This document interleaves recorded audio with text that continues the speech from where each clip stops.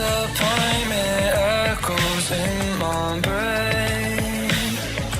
Anyone would really go insane. Empty hands promised me everything. Gave me nothing in the end. While I'm falling, I wondered if you would miss me when I'm gone. While I'm falling, I wondered if you would miss me when I am gone. I feel so hollow, hollow inside, hollow inside. Promise me everything, but please don't lie.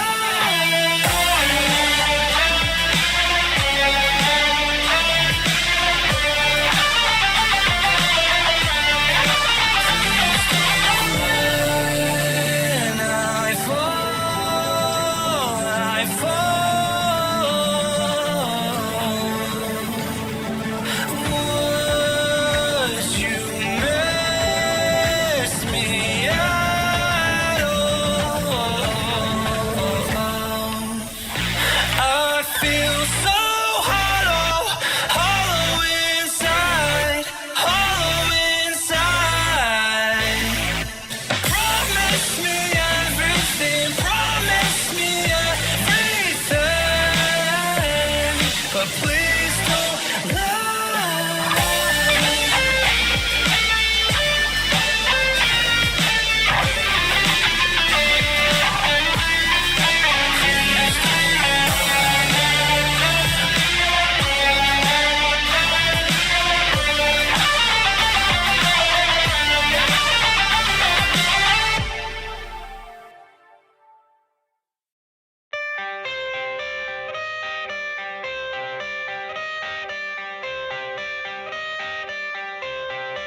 I got the cash in the bag, stadium packed. Born a rock star in this life, gon' live it up on the attack. Baby, I'm bad, I just wanna get caught up in this life. I'm crazy, I'm mad, doing no cap. Only got one, so you better go live it up. Cash in the bag, stadium packed. Baby, I'm bad, Yeah. baby, I'm bad.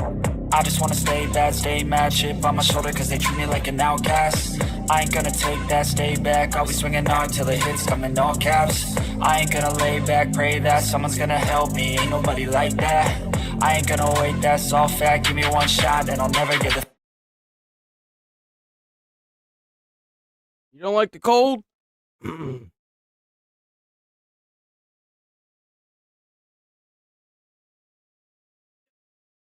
I love the cold, but you know that. I only like cry about it, right? All right, let's get it. They really didn't add that many games over the night, so.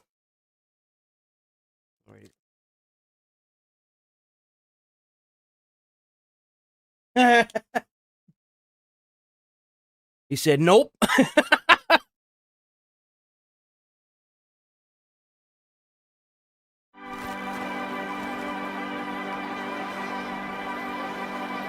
A celebration of light. Huh.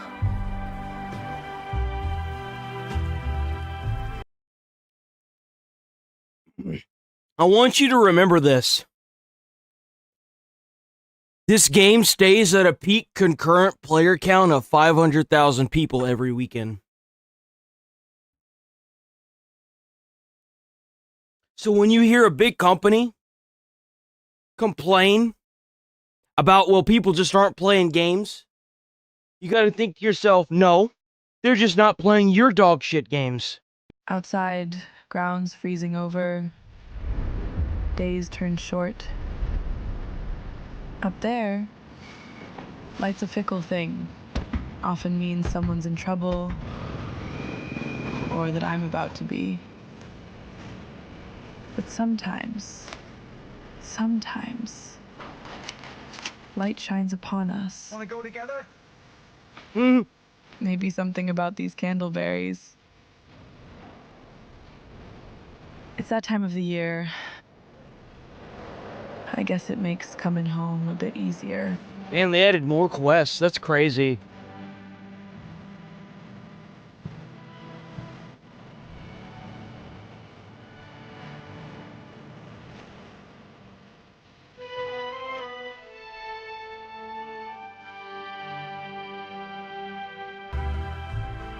Oh, I'll have you know that the first episode of Season 2 Fallout is tonight at 6 p.m., boys. I'm probably not going to watch it till the weekend, but if you get the time to watch it, let me know how it is. Oh shit, Chad's here! Let's go, Chad! Why did that open in the middle?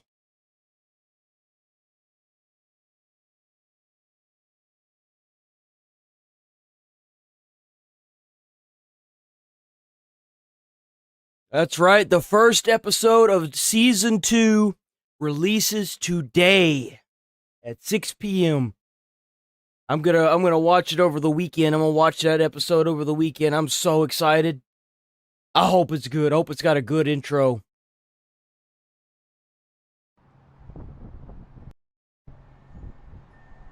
The hell is this?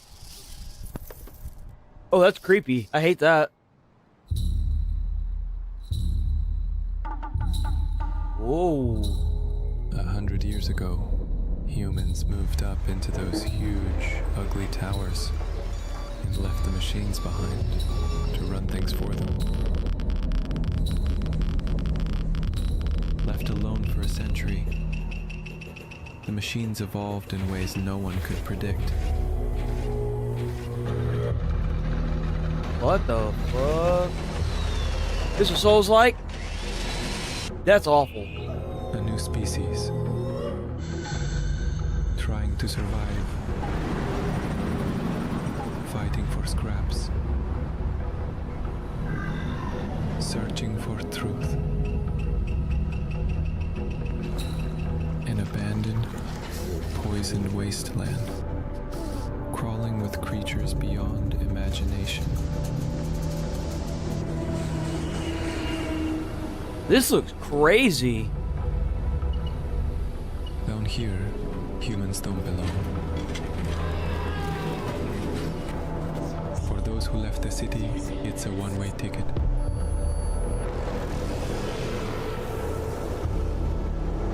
But they go for a reason.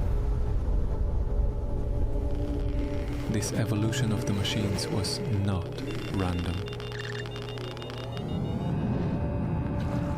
There's something vast behind it. And it's coming for everyone, not just the machines. The people in the cities don't know it yet, but soon they will. They all will. Damn, that looks good.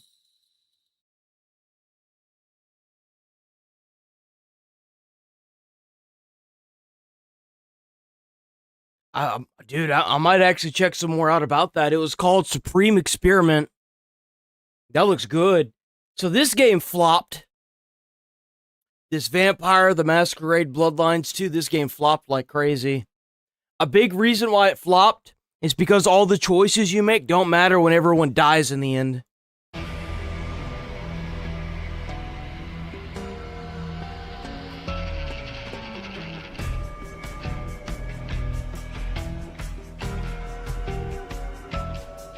That just looks stupid.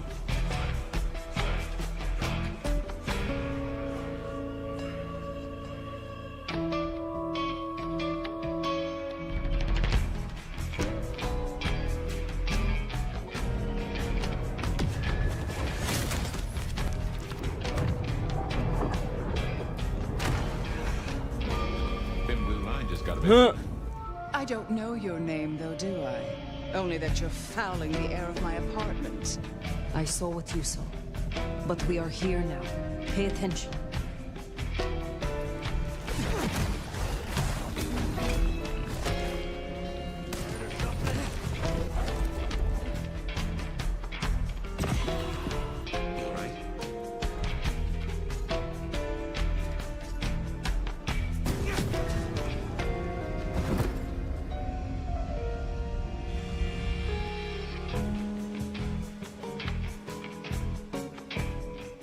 Oh, what a snooze fest.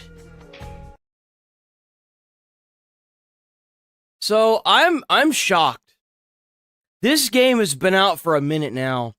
And Dragon Ball Z Kakarot is a great game.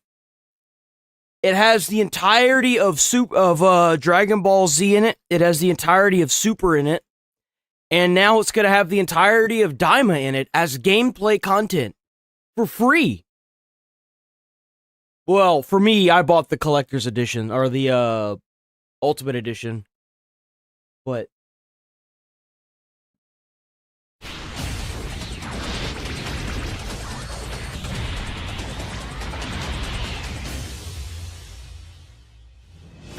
what do you think, Piccolo? You must have missed this place. It does feel oddly familiar, almost welcoming somehow. Wow! I've never seen anything like this back on Earth. We have Tamagami to beat and Dragon Balls to get. All right, Vegeta, let's do this!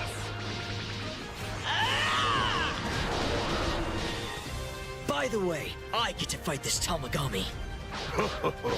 You have quite the confidence. I told you not to bore me, so you'd better step it up. I've never seen Vegeta reach this form. When did he figure out how to do that? Rather demanding, aren't you? But I admit your strength is impressive. However, I am Tamagami number 2, and I am not to be underestimated. Let's. I'm going to end this now. But don't just roll over. Got it!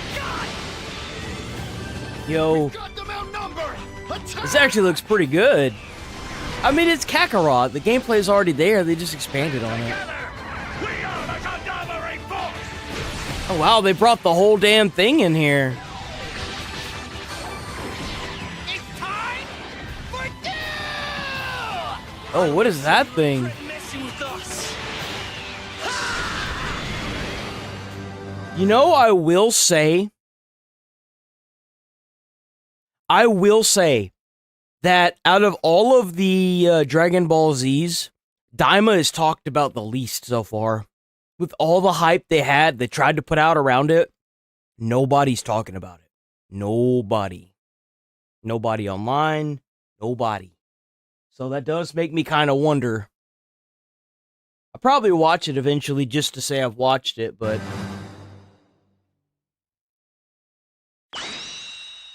Oh, what's this? Whoa.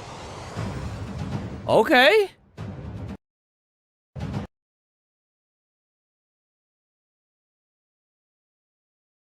Yeah, you could also get the game for the Nintendo Switch, though obviously it's better for console.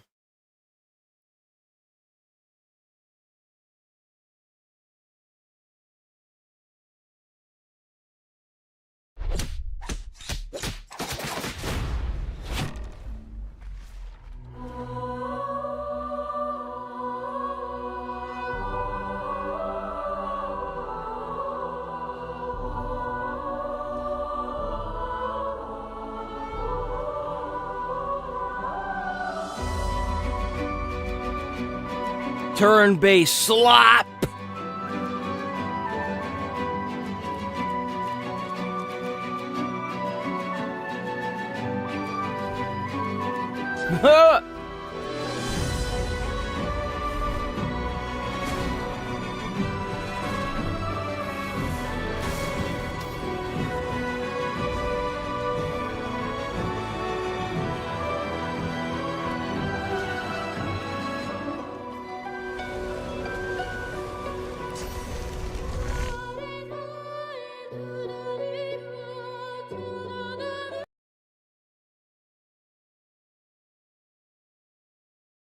Oh damn, we got another Oh, we're gonna watch that. Oh, for sure. We're gonna watch this. I'm actually kind of excited for the new Hellraiser game. I might end up playing that. I don't know if I'll be able to play it on stream, but because just the trailer alone was a little freaky, I'm not gonna lie.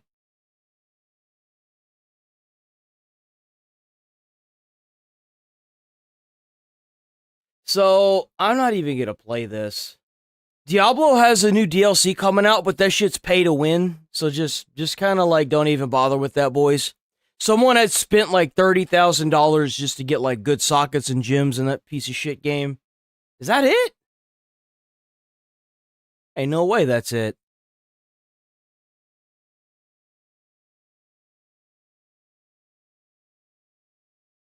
I guess that is it. Huh.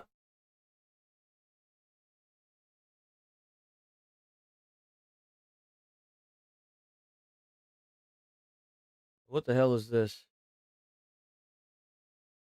Craft? Bro's got a severed torso.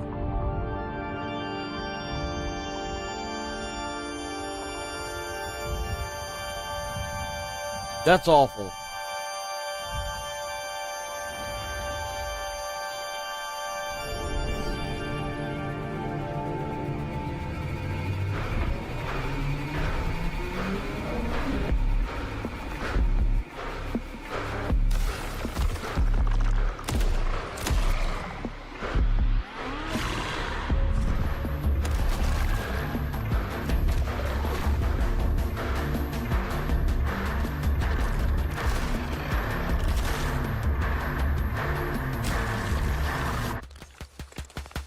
What the hell?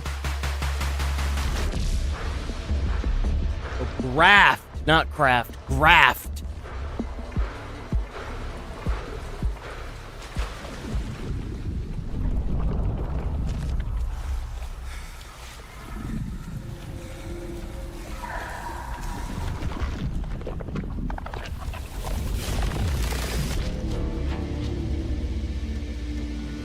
Weird.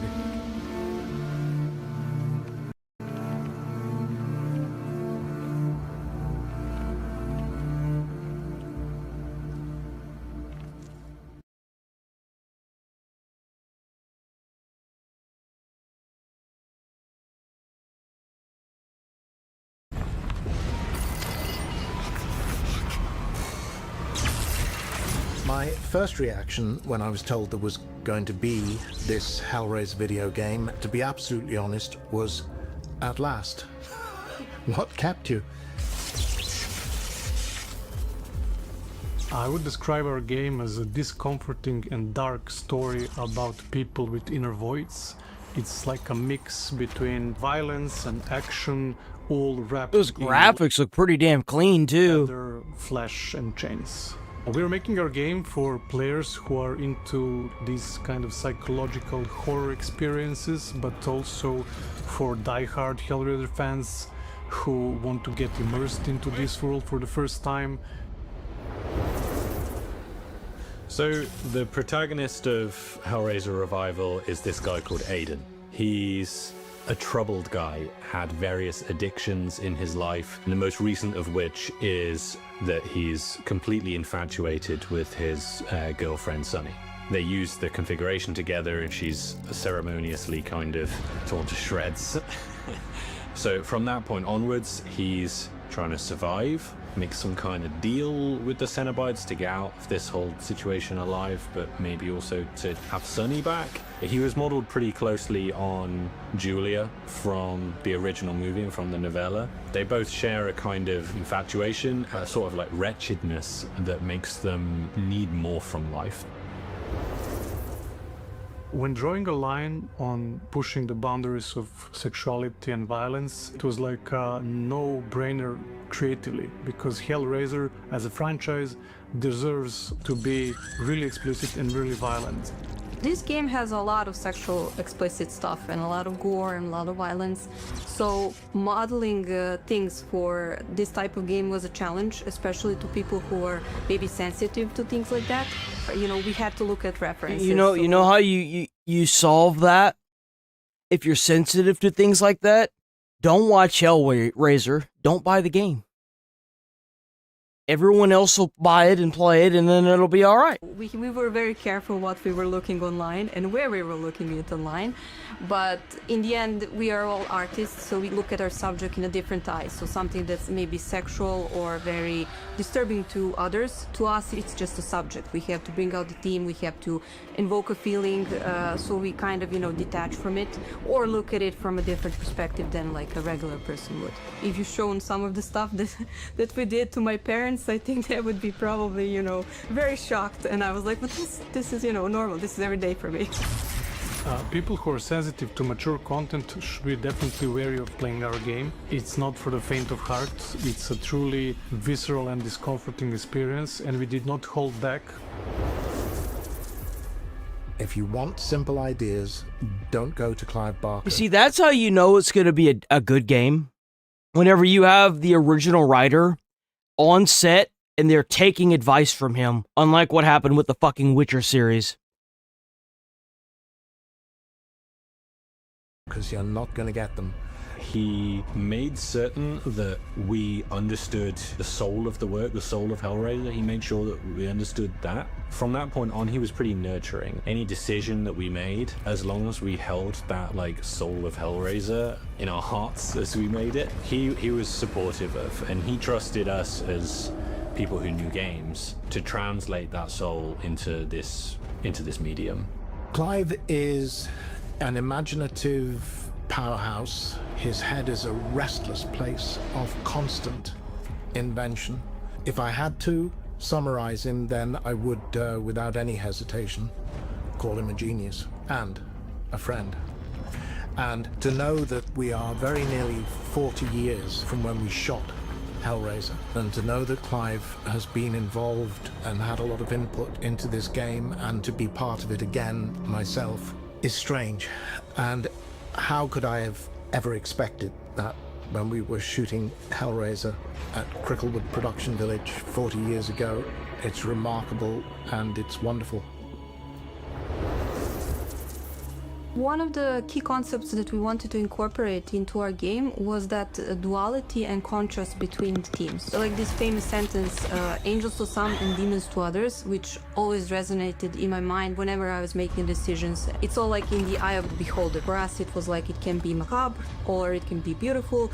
The contrast between, you know, opposing things was very important to bring out in the game.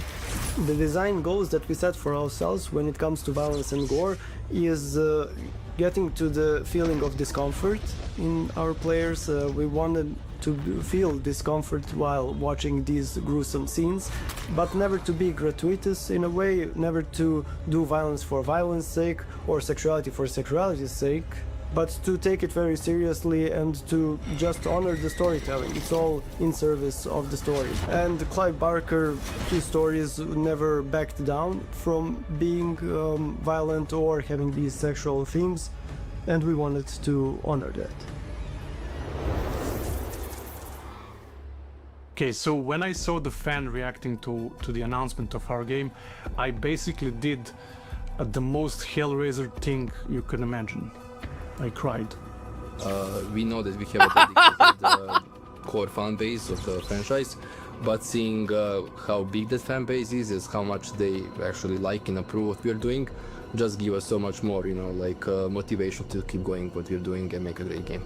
We didn't really, it looks really good for sure whether the world wanted a Hellraiser game like what we were making, and when they reacted to the announcement of the type of game that we were making, that this was a proper single-player premium survival horror experience, and that was exactly what they'd been wanting and kind of lacking. 99 out of 100 comments or reactions or whatever that we got on the internet were just like beaming positivity. It was like such an outburst of emotions because in game dev cycles you develop a game for 2, 3, 5 years sometimes, and you work in a really closed environment with your like colleagues, and there is no external recognition of that, right? and then at some point it gets validated with such positive response from the audience, and that made me really emotional, right? And then also the whole team, I'm really proud of them for achieving that. That's like a really huge milestone for us as a studio. Damn, that's Fans what's are up. going to be scared, and they are going to have a great time being scared, which is exactly how things should work in the wonderful world of horror.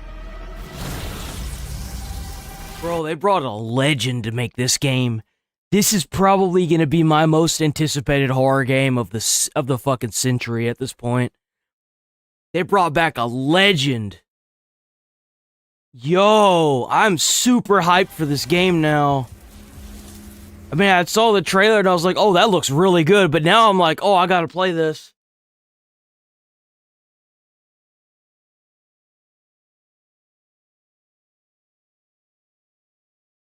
Bro, there's no way they didn't. Especially whenever they had to look up some of those gruesome scenes online like that, dude. Like, Hellraiser it's an okay movie series. I'm gonna be honest, it's okay, but it felt like each one was its own story. That's what I really admire about it. You didn't get like stuck on one character.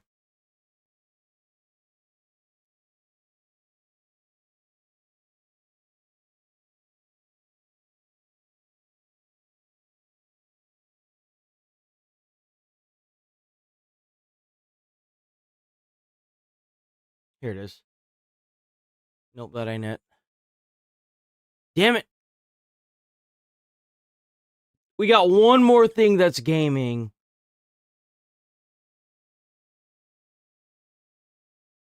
Why can't I find Freakazoid, man? I have to like go here and then click on it. This is gaming in 2020. Okay, here we go. You remember Freakazoid? Bro's a wet dream. Let's get it. 25. Bro, what a stupid ass trailer, by the way. It was so stupid. The cutting edge capabilities of our game engine. Pimps! Welcome back to the modern video game industry. An industry so sterile it feels like it got snipped by a back alley doctor. And every publisher is $1 trillion conglomerate every year. I love how they have $1 trillion and they still can't make a game. They still just can't do it. They've got it so sterilized and so limp dick, it's just, Childhood is being auctioned off to the highest bidder. Right? Nintendo's selling nostalgia by the pound, Sony's charging you a subscription to remember how to have fun, and Microsoft's out back trying to pawn the Halo franchise like it's an old lawnmower they found in the garage. Bro, I remember exclusives were just the best. Why is it that Sony only? I miss the console wars. That's what brought such great games out. Well, at least it did for a while. Gosh, every Xbox ever is getting outsold by the PS5, and the PS5 is getting outsold by a Labubu console, because you know what What the fuck is that thing? Is that thing real? What is that? Labubu console has? Exclusives. Where was PlayStation this year? Their strategy for the year of our Lord 2025 was an absentee father. They dropped that dumbass baby off in the desert, then went out for a pack of cigarettes. Oh, that's right, I forgot By the way, Death Stranding 1 was 1,000 times better than the second game. The second game, the gameplay was a little bit more fun, I'm not gonna lie about that. But the first game, the storyline and the gameplay just, oh my god, that was perfect. Ghost of Yotai came out this year. Oh, that's alright, so did everybody else. I'm having fun, I'm having fun, I'm having fun, I'm having fun! In other news, Ubisoft is... Yeah, apparently you have to craft your own armor and stuff in the game. So you mean to tell me that a guy can't be a blacksmith, but a woman can? A woman samurai blacksmith. I love it. And gamers don't buy new games anymore. Funny how their former employees don't seem to be having that problem. I wonder why that is. Wow! Sunk it! Speaking of which, you know that weird statue Joff is blue-balling us all with? It actually belongs to Ubisoft. They're announcing that 2025 was so successful that they're going out of business next year. Now, for the Nintendo fans, I know a lot of you are living in cardboard boxes right now because of the Nintendo Switch 2 rollout, but just remember, they patented cardboard boxes with the Labo. Lawyers are on their way now. Meanwhile, Joff is over here at the Game Awards pretending that gaming has been saved because Kojima took a shit that day. Let's take a look, Steve. Here we go. I believe in you! Now you know why I was so excited. But it's not all gloom and doom. We've actually gotten a lot of good games this year. And the Game Awards are here to make sure that none of those... Yo, I don't know what it is with the Yakuza franchise. Those games never miss. Every Yakuza game, I've played like a lot. Every Yakuza game I've played has hit. I love the Yakuza franchise. Games win trophies. So I'm going to make some predictions that will all be wrong in about 6 hours, but first I just gotta say something. The Spike TV Awards were bombastic. They were proudly stupid. A celebrity walked on stage, mispronounced every game title, gave away the wrong award, and then wandered off to get free drinks. Hell, Jack Black beat Kratos for Best Actor of the Year. They honestly did not give a fuck. But I'm not gonna be in the same game as those smelly 8-bit monsters. What? Is it because I have an underbite and I'm gay? Joff's biggest stunts are making Kojima smile. He'll build this statue up for 2 weeks, then reveal it at the event like, this next game made me convert to Scientology and made me finally leave my wife for Kojima-san. Life was a meaningless pursuit of fleeting pleasure until this next game was announced. Let's take a look.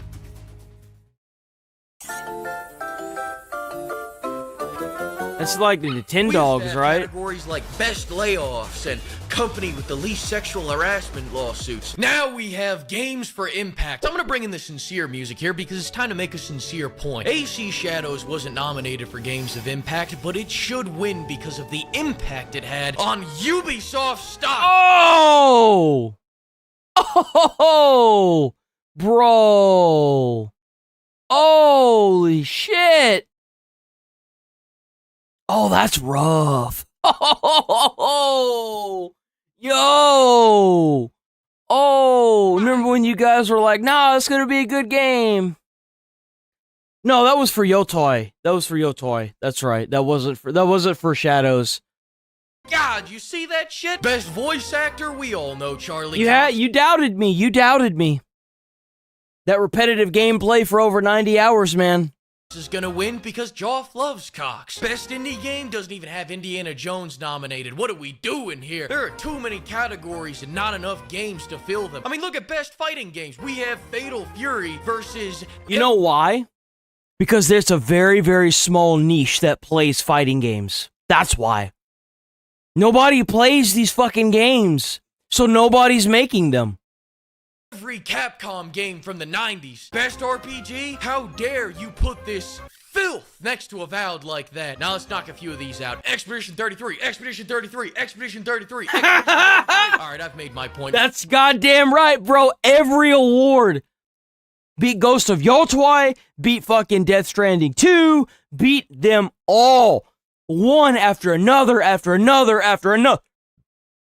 This is what you get, you fucking asshole AAA corporation cocksuckers, whenever you fucking make a shitload of money and you ladder raise on everybody else around you. This is what you fucking get.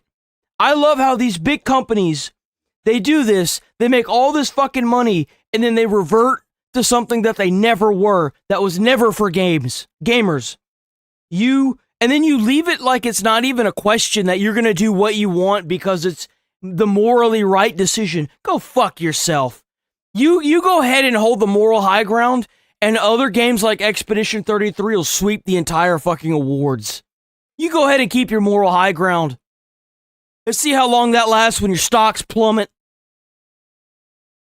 We're gonna ignore every category moving forward that has Expedition 33 in it because we all know it's gonna win. So let's move to our next category, Best Expedition 33. Competition is stiff this year. I mean, look, of the 5 VR games that came out this year, only 5 made it to the Game Awards. For our next category, Best Pimps. That's you guys. We hit the Shaker Cup goal faster than anyone thought possible. If there was a record, we broke it. If there was a graph, we topped it. Thanks to all of you for your support. Tell me what you want to put on that Shaker Cup. I'm reading every comment on the plane ride to Japan. More on that later. GTA 6 is out here award farming for most anticipated game, 2nd year in a row. Let's go for the 3-peat next year, guys. Come on, you got one more delay in you. Yo, right?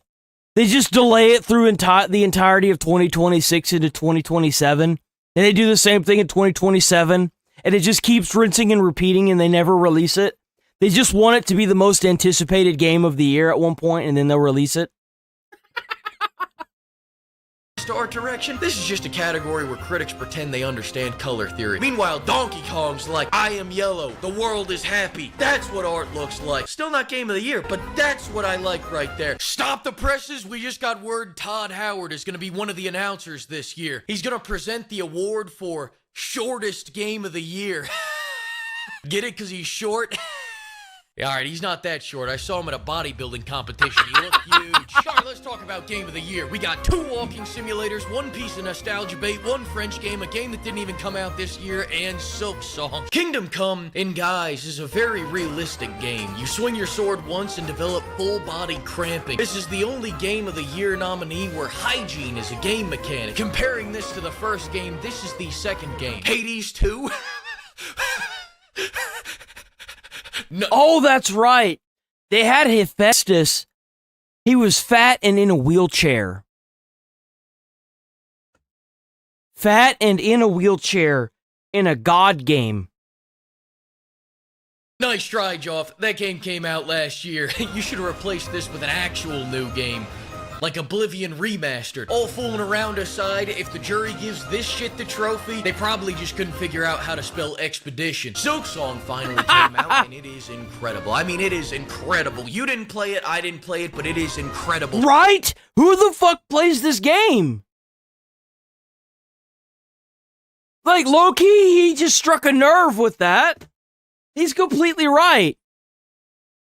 The trophy, they probably just couldn't figure out how to spell expedition. Silk Song finally came out, and it is incredible. I mean, it is incredible. You didn't play it, I didn't play it, but it is incredible. Silk Song fans are watching. Do you want to see your family get kidnapped? It was incredible. But let's be honest, the fan base waited so long for this game that they entered 3 separate tax brackets. People who were teenagers when the first trailer dropped now have lower back pain and mortgages. If everything goes right in my life, I'll never have to play this game. Donkey Kong? Nobody can afford this game, so it's out. Death Stranding 2? I only know 2 things about this game. Number 1, if you stare at feet for long enough, Hideo Kojima... That's right. So, there's an Easter egg in the game where if you're in any of the facilities and you're sitting on the bed and you look down at Sam's feet for too long, Hideo Kojima comes out of the tar and, scares you like that. Appears in black. Number 2, if you idle for long enough, they start playing hentai. Very strong GOTY contender. Then we have the strongest contender for GOTY, Expedition 67. Of course everybody loves Expedition 33. It stole every mechanic it has from Paper Mario, the greatest game of all time. Even when Nintendo fans try to escape Nintendo, they just find the Nintendo in other Nintendos. It's French, it's sad, it's beautiful. It's everything American gamers pretend to understand while eating a Baconator at 3 a.m. It's turn-based combat, but every attack comes with a metaphor, a trauma dump, and a dissertation on the human condition. And I'm not saying this because I just unlocked the swimsuit skin. I'm saying this because I just unlocked the 2B mod. These cutscenes that last longer than most marriages are finally watchable. People have been shitting on the QuickTime event era of gaming for the last 5 years, and they make a game that is entirely QuickTime events, and it's about to win every trophy. Bro, I love QuickTime events. I never hated QuickTime events. I loved God of War for that reason. Well, there's a lot of reasons, but that's one of them. I loved QuickTime events. I don't know why they got rid of it. I don't know why so many people were hating on it. It's so infuriating. This fucking building. All I ask is that now that popular opinion is looking kindly on QTEs, can you all finally admit that Resident Evil 5 is the best Resident Evil game? The sheer passion and quality... He's joking, by the way. He's joking. ...game makes it obvious to anyone with eyes in their head... Apparently there's a lot of backlash for Resident Evil 5 that I didn't know about. And let me tell you why. Apparently, they were calling the developers racist because you go to Africa and you start shooting black people who have been turned into the zombies. That was the whole big backlash behind it.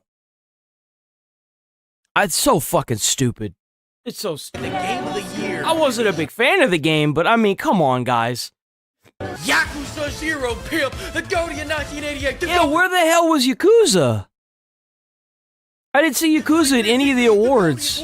I never see Yakuza. 2025. you, fuck your Greek gods that are built like Michelin. Yeah, look at him. He's in a wheelchair. That's Hephaestus. And shit, Yakuza 0 doesn't exist anymore.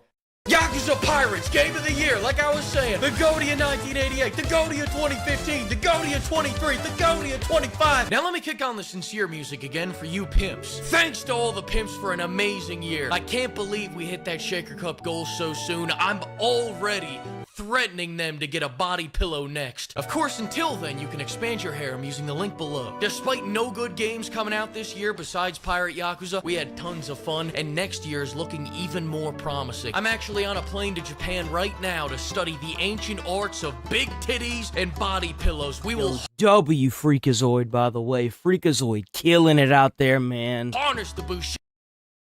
W Freakazoid.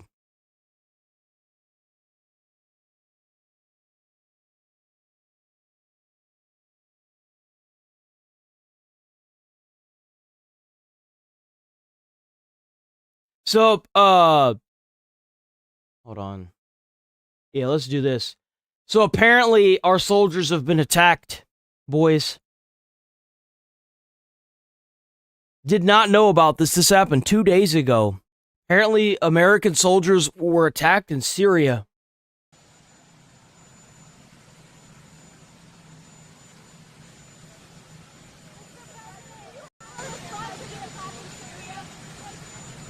So we mourn the loss of 3 great patriots in Syria. You know how it happened. There was an ambush, terrible. We also have 3 wounded. They seem to be doing pretty well. But we mourn the loss. These are 3 great people. And it's just a terrible thing. Syria, by the way, was fighting along with us. The new president of Syria is, as they told me, and I'm not surprised, Bitch, if you hit that fucking microphone again in my left ear, we're gonna have a problem. Don't fucking hit the microphone. Tapping the microphone isn't gonna stop the big-ass rotor in the background from blocking out all the noise. Stop tapping the mic! Oh my god. This was an ISIS attack on us and Syria. And again, we mourn the loss and we pray for them and their parents and their loved ones. Very, very sad. Mr. President, will the U.S. retaliate against ISIS? Yeah, we will. And will I hope Trump rains down hellfire on those fuckers. We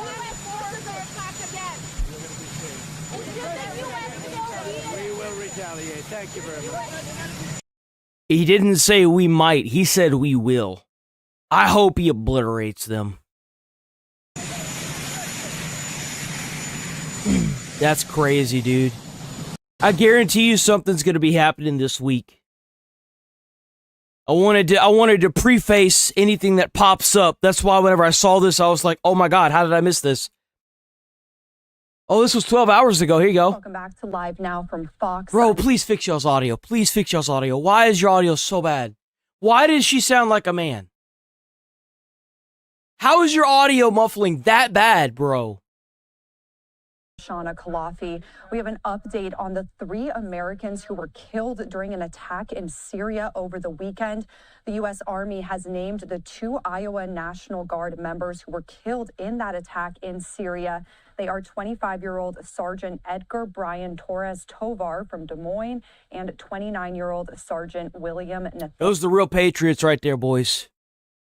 Those are the real people. Nathaniel Howard from Marshalltown, Iowa. The Pentagon's chief spokesperson says a U.S. civilian who was working as an interpreter was also killed in that attack. The Iowa National Guard says 3 other Guard members were wounded. And now President Trump is vowing retaliation for that attack in Go get him. We need the big tangerine warlord to do his fucking job now. If he's got to, nuke those motherfuckers. Syria that left 3 Americans dead. The gunman was also killed. The ISIS terror group is now being Oh, it was ISIS, really? blamed for this. Why does this sound familiar? Chief National Security Correspondent Jennifer Griffin tells us where things stand now. Sergeant Edgar Brian Torres Tovar of Des Moines, Sergeant William Nathaniel Howard of Marshalltown, the two Iowa National Guardsmen killed by an ISIS lone gunman in Syria on Saturday. 3 other Iowa National Guardsmen were injured, and an American civilian translator killed in the attack by a member of the Syrian security forces. The Syrian soldier. If Trump rains down fire on those guys and he kills a huge portion of them, think about how many people have been terrorized by Syria for how many years? And Trump, if Trump is able to pull off a tactic that kills over 75% of these men,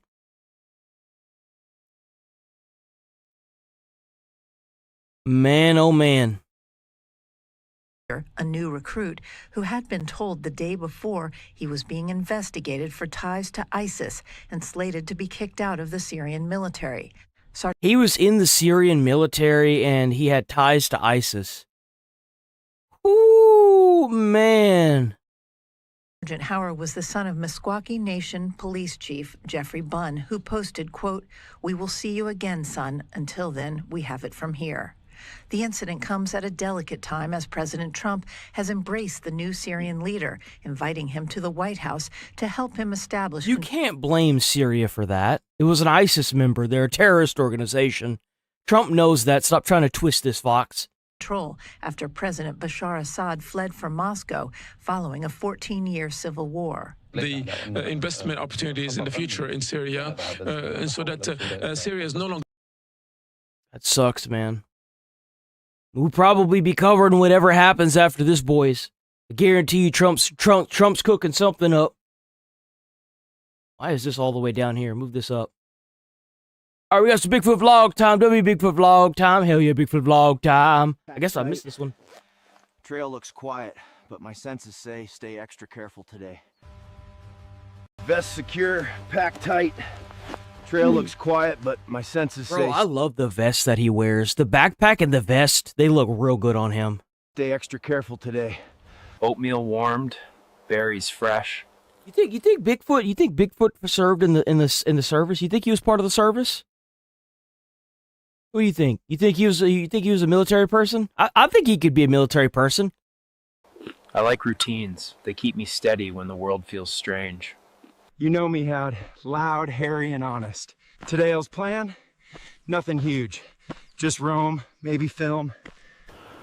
Boredom. I could definitely see him as a military person, bro. Probably be a badass dude too. Scrolling helps sometimes, but usually it steals time and patience. Look at that stumble. Every mistake taught me something. Old footage is like time travel. Bro, he's on to something. Like I was scrolling through my old videos and I'm like, damn, dude, like I was there and now I'm here. Like it's like a time capsule. Seriously. The right path rarely screams its name. Silence here is different, heavy and listening. My skin prickles like it remembers something unspoken. Old rope here? Humans left stories behind. I'll keep this. Sometimes things tell secrets quietly. Footprints younger than expect. Not my size, not deer. How old do y'all think Bigfoot is? You think he's like hundreds of years old? Or do you think he's like 25? I think he's like 90. I'll follow carefully. No sudden moves. Steady. Sun hits at the clearing perfect. Cameras love that light. Not that he looks old, but like from what I understand, cryptids don't really age. So, from what I understand, the lore is that, I love you. From what I understand is that the more you think about them, the more you talk about them, the longer they live. Capture the calm now. Yeah, I'm okay. Just exploring. I'll check supplies later. Tell them I said hi, please. I write small notes so memory doesn't betray me. Details matter when the forest rearranges itself. Cold water wakes you differently. Face washed, mind clearer. The forest speaks in small, measured tones. Animals read you fast. Fox trusts my calm today. That's rare, dude. Small victories in big woods. I take one nail, one tarp corner, leave the rest. I could see him being 40. He's got like that, like I don't want to sound like I'm being a dick, but like that hide skin, you know, whenever you get to a certain age and your skin starts to like brown a little bit. Keep stories. Kind of looks like leather. The forest's voice changed. Not a sound, but a pressure cloud, like the air holding its breath. Want a custom I could see Bigfoot being a Green Beret. Or being like that man, what's his name in the original Predator? Oh man, birthday wish or roast for me? Head to Cameo, link in the description, Jay. I'll make it legendary. Don't forget to smash that subscribe button and hit the bell for more. Camp calls with safety, but curiosity nags louder. I'll push forward, answers hide from the timid. A map fragment? Someone planned routes here. Circles mean importance. I keep it close for later. Oz, zoom in. Jesse. Did you see that? The character that Jesse Ventura played as, the guy with the minigun. A silhouette. I can see him up there with a bandana on and a minigun. Back. Could be tree, could be person. Self-doubt is loud. Evidence must be clear. I mark coordinates and promise myself to return carefully. Tomorrow could change everything. I pack. I thought he bit the goddamn shovel. I was like, what? Tomorrow could change everything. I pack rope, shovel, batteries. Bro's doing magic tricks on us, man. Light just in case. Stay prepared always. Fresh earth, shovel marks, and a voice in my head saying someone's been digging nearby very recently. An underground shelter? That explains digging and recent arrivals. If true, this changes my entire approach. I mark the slope, map the trenches, measure angles. Patterns rarely lie. They whisper locations slowly. Stake out by day is safer. I'll stay silent, watch movements, and avoid being I wonder what Bigfoot's on the run for. Seen at all costs. Maybe it was that stuff at area. When was this? When was this uploaded? The forest yields 3 days ago. Slowly. I wait and let the world reveal itself. Tremors and talking, human cadence. They speak low, purposeful words. This isn't random, it's intentional. I don't know about you, but any conversation I've ever heard on the sidewalk, it's been stupid shit. Work. I guess you gotta be pretty smart if you're going all the way out there in the boonies of the woods, huh? Camera rolling, but I whisper to myself, record truth, but don't become the story's bait, stay calm. A human, not a beast. Confrontation risks everything. I choose documentation to understand intentions first, then decide how to act. Footage tells more when reviewed calmly. I'll approach politely tomorrow, offer help. Bro, why don't we have that? Why don't we have this? How's it so hard to have a phone case with a GoPro, like, socket on it? Seriously, like, and, like, just having the ability to plug the camera into the phone and use it like that. Why don't we have that? I know why. Because every corporation is trying to suck their own dick, that's why. Footage tells more when reviewed calmly. I'll approach politely tomorrow, offer help before suspicion takes hold. Food left gently can open doors. I will drop supplies anonymously, signal goodwill without scaring them away. Bro, man, Bigfoot's big W, man. He's always like trying to help out everybody in the community, man. He's down at that soup kitchen every day. Man, W Bigfoot. Take the package with care. Relief crosses their face. Small kindnesses can break heavy silence between strangers. Hey, I mean no harm. Can we talk about what you're building? Violent storms days earlier, forcing us from our homes. We lost supplies, losing shelter. I offer help under conditions. Openness, no harm to wildlife, and safety first. Hands work together better than words sometimes. Yo, there ain't no way he wasn't part of the army, dude. He's got that military mindset. There's no way. He's writing down everything, getting a feel for the forest. He's got his backpack, his bulletproof vest. He's got, like, He's helping every dude. There's no way he wasn't part of the military. I don't believe it now. For the entrance. Bigfoot must have been part of some kind of Area 51 program or something. Trust one task. Oh damn! It's Chase Cameron. Did you get your above? Did you get your account back? Routine. Camouflage now. We pull the tarp, disguise fresh soil, and hope the sky passes without noticing us. Why are the people trying to hide out there? I don't need the salmon. I just want the zip code. Sharing a meal after fear tooth is like. We plan watches and food runs. Rotation keeps everyone safe. Secrets ruin without structure and trust. So do they like permanently ban it? You never gonna get it back? I left everything behind for safety. We exchange know-how, survival tips, waste minimization, ways to live gently in the forest together. Old stones under moss hint at previous lives here. People built, left, and nature reclaimed slowly. Damn. History layers under our feet. Maps reveal past claims and reasons people once called this place home. Surveyors near the boundary change everything. If development comes, this fragile refuge could vanish in days. We reinforce timber, dig drainage, and brace the mouth.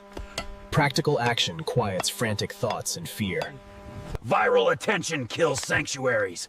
We agree. You made a No TV public series. posts, no faces. That sounds kind of cool. Silent movements only. Stranger at the edge claims aid. Trust is costly. We test, question motives, and protect what matters most. Signal flags and times help. Rules protect everyone. Order grows where chaos once ruled the path. Journal pages smell of rain and time. Past hands wrote warnings, names, and small survival tips worth reading.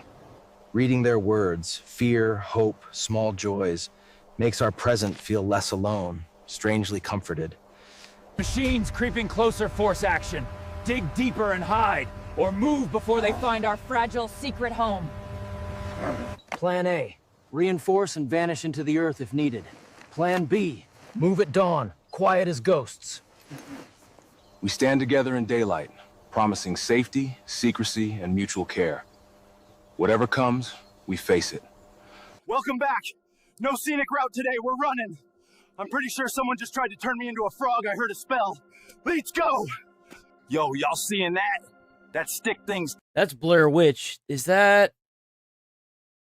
Dig deeper and hide, or move before they find our fragile secret home.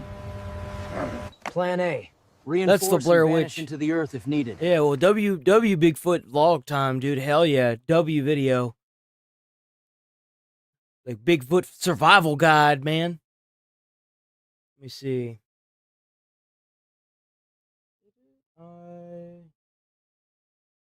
Is it this one here with 21,000 subs? This Travel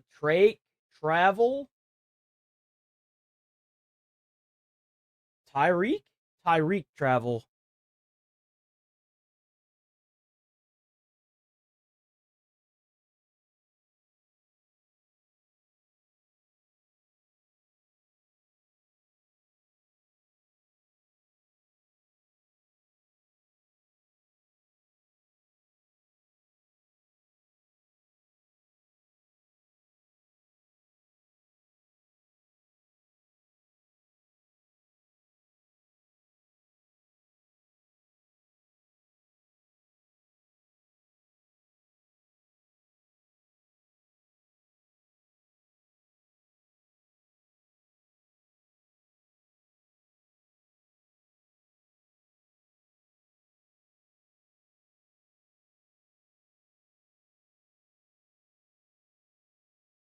Who runs?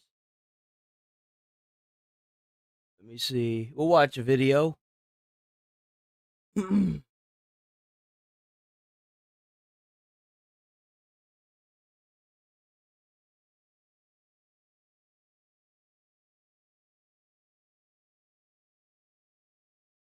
damn it.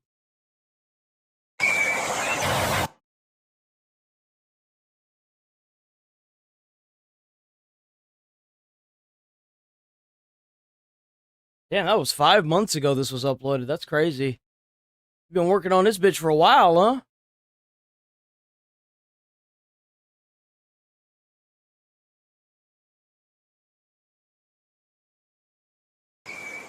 This one was by Chase. Channel name is Tyreek Travel. They got Tyreek Travel on YouTube. Send them all the love.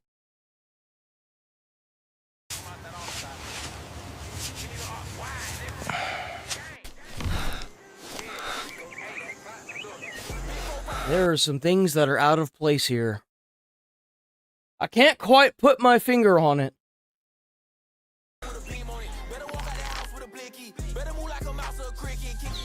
Man, fuck.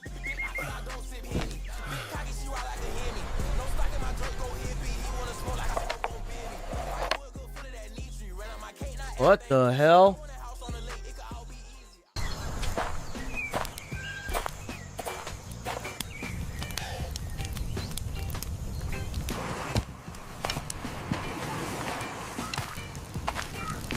Tyreek, what's up, my boy? You one ugly motherfucker. This ugly motherfucker put you on the hose last night. Yeah, I ain't gonna lie, you definitely snapped. All right, so what we on today? Man, I'm trying to hit big today. What's up? You know, like a casino. Oh, we got casino. Come, I'll show you. They got a casino in there? There's no way, dude.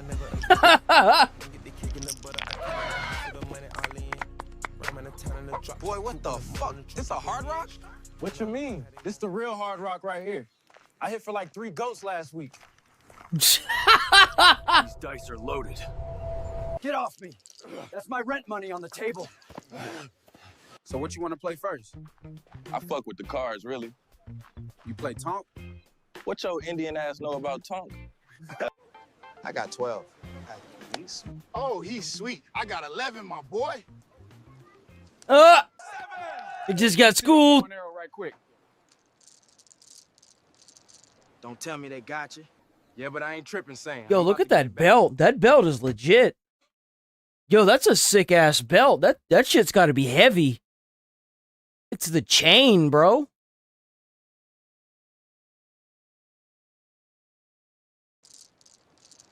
Don't tell me they got you. Yeah, but I ain't tripping saying. I'm about to get it back in blood. Man, I'm ready to slide. Bet. Just give me a second.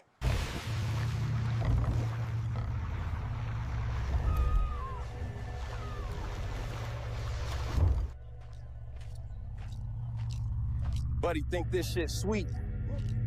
Okay, bet I got something for that. I have.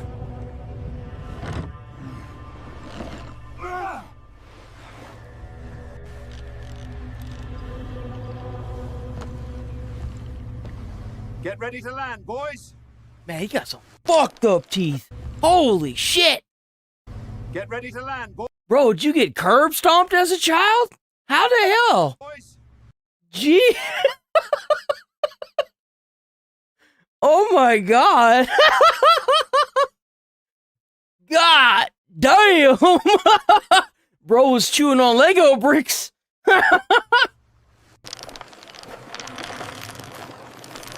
Bro, I thought that was a whip in his hand. I thought that was a whip in his hand, bro. Oh my god. I was like,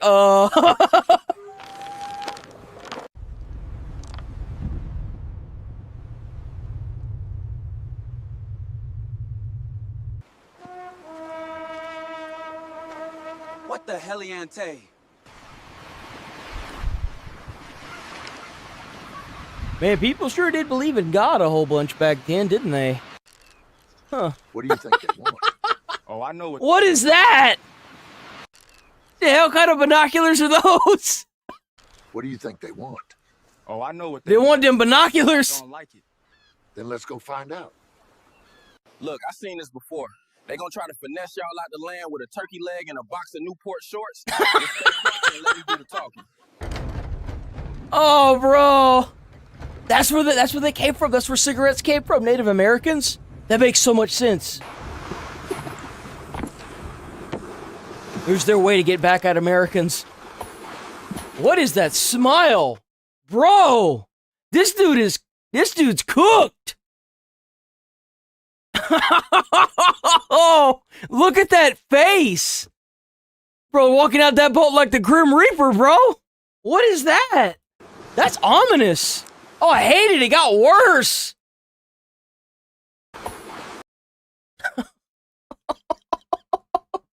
Oh, that's so bad. That's genuinely terrifying. Just imagine you wake up and that's just staring you in the face, bro. Hold up, Chief. That boy got on all black forces.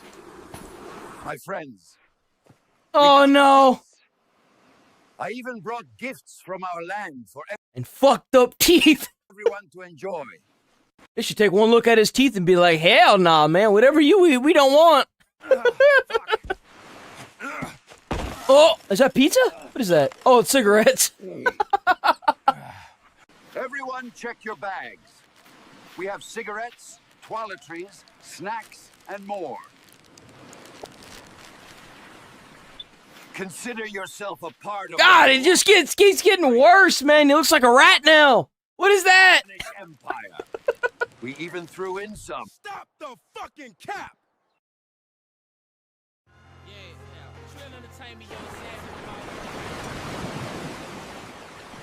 Oh, this guy's even worse.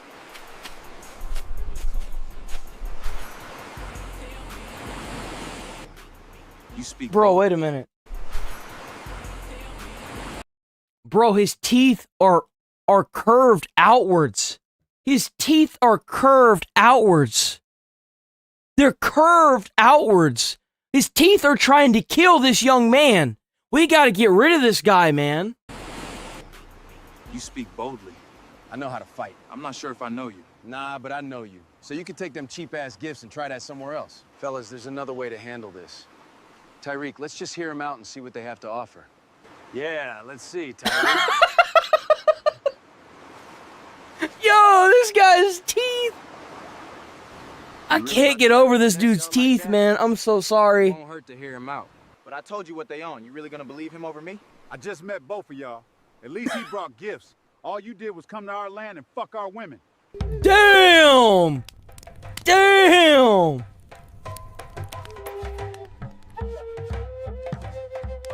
I didn't think gourds were Native American. I think gourds are like Asian tradition, are they not? There's some mixed signals going on here, man.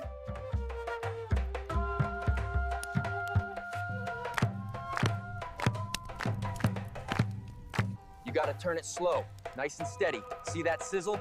That's what you What want. in the fuck is going on in the background? Turn it slow. What is that? What is that? Bro, what is that? Holy crap. Oh my god. See that sizzle? That's what you want. You flip too fast, you ruin the skin. Aye! Aye! Aye! This is how we do it in Sevilla! He really got y'all folks eating this shit up. Maybe he ain't all the way bad, Tyreek. Well, look at it like this. Them gifts y'all thought was free gonna come with an expensive price tag in a minute. Bro's got some tiny ass arms. Ain't but one thing we can do. What's that? Get some proof. Come on. I don't know if we should be doing this, Tyreek. Shut your bitch ass up and come on. Okay, but if they catch us, that's on you. They won't, and if they do, fuck them. Let's get on while everybody's at the party. What we supposed to be looking for? Why is his dude, his belt buckle's on backwards. This a big ass ship. Yeah, you right. Let's split up so we can cover more ground quicker. If you see something that stands out, let me know. Bet.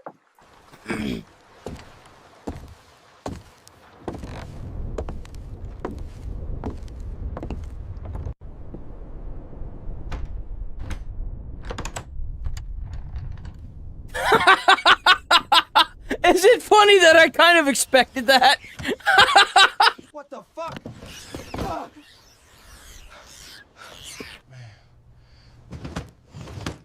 It's just cigarettes and alcohol everywhere. I'm hidden in this dirty ass room. Broken window.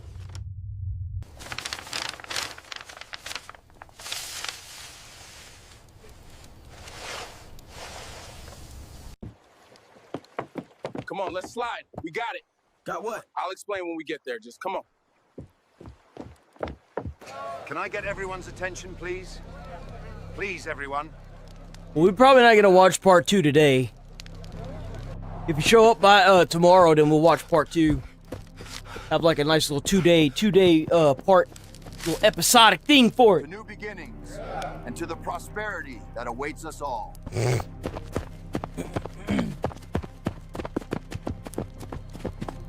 Salute! Oh, damn, that was it. Okay. Damn, we're gonna watch part 2 tomorrow. That was pretty good.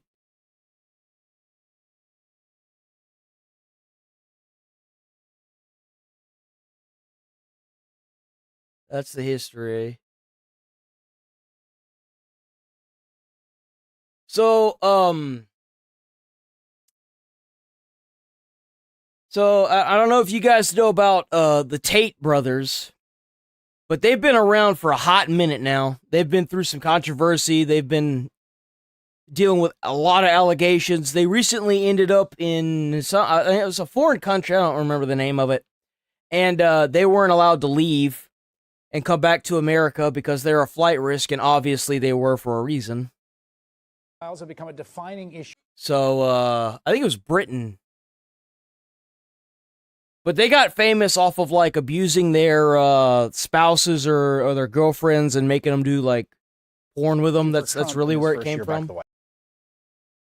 They made millions. White House stoking allegations that his administration is covering up for the most notorious sexual predator in recent history and his accomplices. 47 But something that's flown under the radar is the story of how this man and his brother, two of them there, both facing charges of rape and human trafficking in Romania, were suddenly allowed to return to the United States, and how the Trump administration might have been involved in. One of those men, Andrew Tate, is one of the most proudly, violently misogynistic influencers in the world, with an enormous following online, particularly among young men and even teenage boys. And he really kind of capitalized on the alpha male thing. I think that's where it originated, was from him. His online content, he and his brother have bragged about their recruitment and exploitation of women to make pornography. Both brothers have repeatedly denied criminal wrongdoing. Well, now the New York Times, in a remarkable investigative report, finds that they were released from Romanian custody only after Trump administration officials intervened. An official in the White House told the Times that it was not involved in Tate's legal matters. But the Times reports that 6 days before Trump's inauguration, Andrew Tate wrote in a text, quote, "I had word from the Trump administration that they're on top of things. I've been told I'll be free soon." And here's how the Tate brothers reacted when, in fact, they were freed. And they boarded their flights back to the States the very next month. Really? No, you are, Andrew. You know what we are? You know what's crazy? These men have made enough money to buy their own jet. We are back. What, they wrote that on social media? There's, like I said before, with those Epstein files, there is so much in those Epstein files that even if they release it, we'll never get the full story. There is shit that they probably immediately shredded when it came to those files. No one has ever been more back than we just got. It's true. And we never really left. And now we're back. Never left, but we're massively back. These glasses are god awful. This is not it. Britain, and so they launched this porn business, if you will, around the mid-2010s when they were based in Britain, and then in 2015 they moved to Romania. Chad, they were ahead of the game in that sense, which I know sounds weird to say. I mean, I'm just saying, because these days, Chad, guys, you'd be surprised how many old celebrities of the early pop days, or whatever, are doing OF management shit, which is the same thing pretty much. It's a massive business. It's like one of the biggest in modern day. These are making bank doing that shit. It's insane. It's everywhere. There are a variety of criminal allegations against them. Let's start with the Romania case. That was the reason they couldn't leave the country, because they were under indictment. That's right. Well, actually, the reality is that they're actually under criminal investigation. It's interesting. It's new. It's a different process. It's a different process. So they have been since late 2022. They have been under criminal investigation in Romania, and the allegations are there that they have coerced dozens of women into their porn business, into what amounts to trafficking, and that Andrew has raped one of those women, and there's accusations that he had sex with and beat a 15-year-old. And the issue isn't that it happened necessarily in Romania, and I do feel very you know, bad for all those people. But the issue is that this isn't the only time he's gotten these allegations. And it's crazy. That's the sad part. You try to come at me. Oh, you platformed this. I was early game on this, and I was the only one in any call you'll see on the internet that was giving him pushback. I was the only person to give him pushback on anything. Everybody else was glazing hard. And go look at the VODs. Go look at the chat. I always thought it was so weird because I had a bunch of friends in high school that they started saying, well, I'm the alpha male, you know, you don't act like a beta. And I'm like, dude, what the hell are you talking about? You sound like a weirdo. And I never understood where it came from. And now I do. Even the entire chat was against me. I was one man against the chat and them and their chats. One man. Solo. Charges that they'll have to face when the go back and go look at it. Go back and go look at it. Have to go to be honest. Hey guys, do you guys see the groomer? Evidence, though? You guys see the groomer? Why were they not found groomer, you guys guilty see in him? court? I think I see him, maybe. You guys see him or not? Boo, not funny. You see him or not? I mean, it goes both ways. Yo, I was way ahead of the curve on that one. This was back probably whenever he was still being, because he was still monetized on YouTube, I think back. A lot of his ideals ended up getting him banned off of YouTube, Twitch, I believe, Kick as well, so now he's on Rumble. Way ahead. Shit. Guys, I was years ahead. First of all, Andrew, love the content. You're fucking amazing, dude. Like, everything that you do, your whole persona. That's rough. What is that clip? What is that? That's rough. I'll be right back. Let me use the bathroom right quick.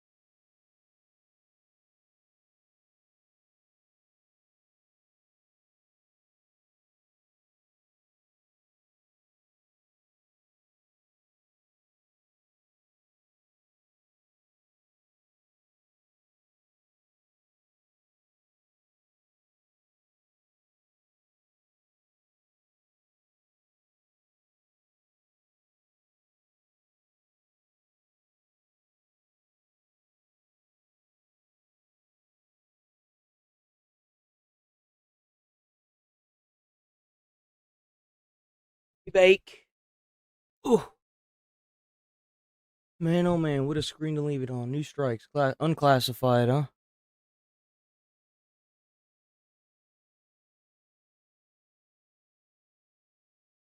And there's also been another shooting at a university in America. I think this one's in America. How some fucking maniac does a shooting on school grounds and walks out, and nobody knows where he's at. They don't know where he's at. What the fuck is that? The manhunt for the killer still on the loose tonight in the deadly mass shooting at Brown University. Just a short time ago, take a look at this. Authorities releasing these new images tonight of a person of interest dressed in black there, walking through a neighborhood, his face covered by a mask. At some points here, his eyes are visible. Yo, you know what's crazy though? You know for a fact, somebody out there, and you don't know who, somebody knows exactly who it is. You know for a fact, somebody's gonna see this, and they know exactly who it is. Through a neighborhood, his Just face off the posture and how he moves. Yeah, it's not a very unique, but somebody of that age, of that stature or whatever, did that exact move, rare. It's a pretty rare combo. By a mask at some point. They still haven't found him. Are visible. And what we've now learned about that person of interest who had been in custody. Whit Johnson on the scene in Providence again tonight. Tonight, the urgent manhunt is back on to find a suspect in the deadly mass shooting at Brown University, still at large after more than 48 hours. We want to see the individual that pulled the trigger on these young kids identified, apprehended, and brought to justice. Moments ago, police releasing these new surveillance videos showing a person of interest in dark clothing walking in a residential area hours before the shooting Saturday afternoon. Well, 2 kids were killed and 9 wounded. Showing him from the front. We're asking the public for assistance to be able to identify this individual. It follows a stunning turn in the investigation. A man previously detained, released overnight. The Rhode Island Attorney General telling ABC News the man was effectively cleared after analyzing the evidence. Do you believe people here should feel safe right now? I do. I understand. They don't have better cameras. They don't have like some neighbor newsletter they could send like, yo, anybody check your fucking check your whatever cameras or something like that. Like, what really sucks about this is that if the guy wasn't part of that neighborhood or that area, they may never find this guy. He could have been from any state. To have that, I was in this little old people group on an app, and it would be like, yo, 7 p.m. Everybody gets an alert. Yo, there's a fucking weirdo fucking outside or some shit like that walking around. Yeah, we used to get that all the time. There is deep discomfort. However, we have a very safe community with a lot of Obviously not. Obviously, it's not a safe community. You've got the FBI combing a frickin' school shooting. At our disposal right now. The first reports of an active shooter coming just after 4 p.m. Saturday in the midst of final exams. 2 victims, 1 shot in the back, 1 shot in the shoulder. Students barricading themselves inside classrooms, hiding underneath desks. Law enforcement going room by room. Providence police! Police say the gunman entered the Barris and Holly Engineering Building and opened fire on the first floor. Joseph Enduro was inside a lecture hall leading a study group of about 60 students. When he says the shooter... Is there not a fucking camera in this entire establishment? Those citizens walking inside, the way he moves... You know what's crazy is, like, I've noticed that with a lot of campuses. Like, you could literally just walk into just about any door. Like, some of the back doors are locked for obvious reasons, but even the front areas, for the most part, you can just walk straight in. You got nothing? Yo, there is no... I'm gonna lose my mind. Old building. Okay. Let me guess. In the morning, every student that's gonna go has to go down to the basement and pedal a bike to generate electricity so they have enough power for the rest of the day. Let me guess. They have to send 3 students every day to go to the local well and fucking start pumping some fucking water. Like, what are we talking about? Bro, you can have fucking Nest cameras, like, those you don't even have to plug those in. You can just put it up and replug it in, like, what the fuck is that? Like, they have power. Walked in, his face almost completely covered, and looked him in the eye. I saw, like, something bulging from his chest, so maybe, like, something. Imagine your parents have to fucking sell the car, the house, to get enough money to send you to school, and these guys don't even fucking put up cameras to protect people. Like, what a shit school. What a waste of fucking money. What an embarrassment that is. Fuck you. Type of ammo or bulletproof vest. Oduro. Bro's crashing out. I don't blame him either.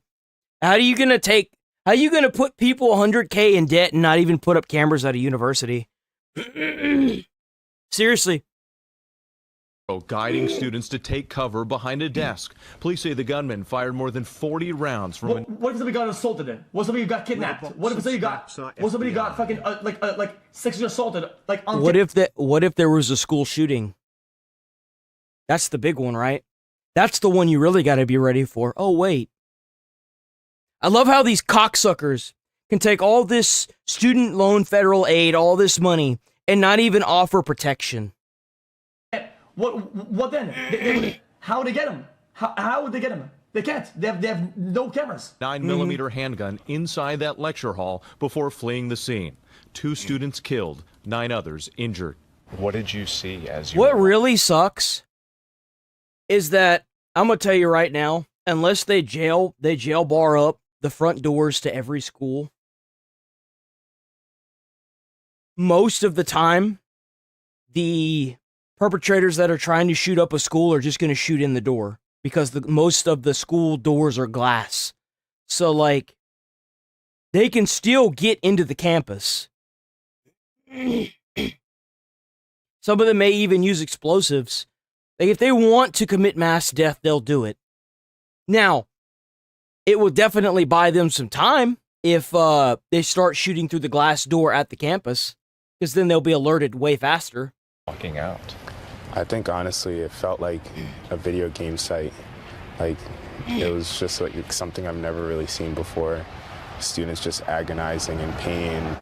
Among those killed, Muhammad Aziz Umarzakov from Uzbekistan. His family writing on GoFundMe, he was incredibly kind, funny, and smart. Our family is incredibly devastated by this loss. And Ella Cook, a sophomore from Alabama, remembered as a bright light. Months, her loss is really a big hit for the Brown community. It's going to be a long period of healing and pain going forward to start next semester. And again, David, just moments ago, authorities releasing these new surveillance images of a person of interest. They want the public to study them closely. The FBI is now offering a $50,000 reward. Okay, and yeah, but was it shooting at random? Did they choose the place? Like, was it the first person that they saw? Did they choose where's this gun at and shit? Like, I'm confused. It seems that is there no information about this? Like, I don't get it. Public to study them closely. The FBI is now offering a $50,000 reward for information leading to an arrest and conviction. David. Wade Johnson right there in Providence with thank you. It looks like he ate it, yeah. That's crazy, man.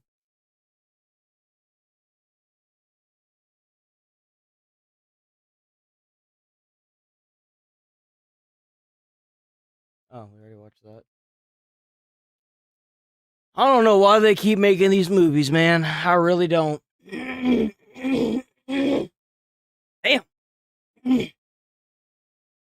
Key irreverent adventure about a dysfunctional loose cannon protagonist and 1980s pop music who uses snarky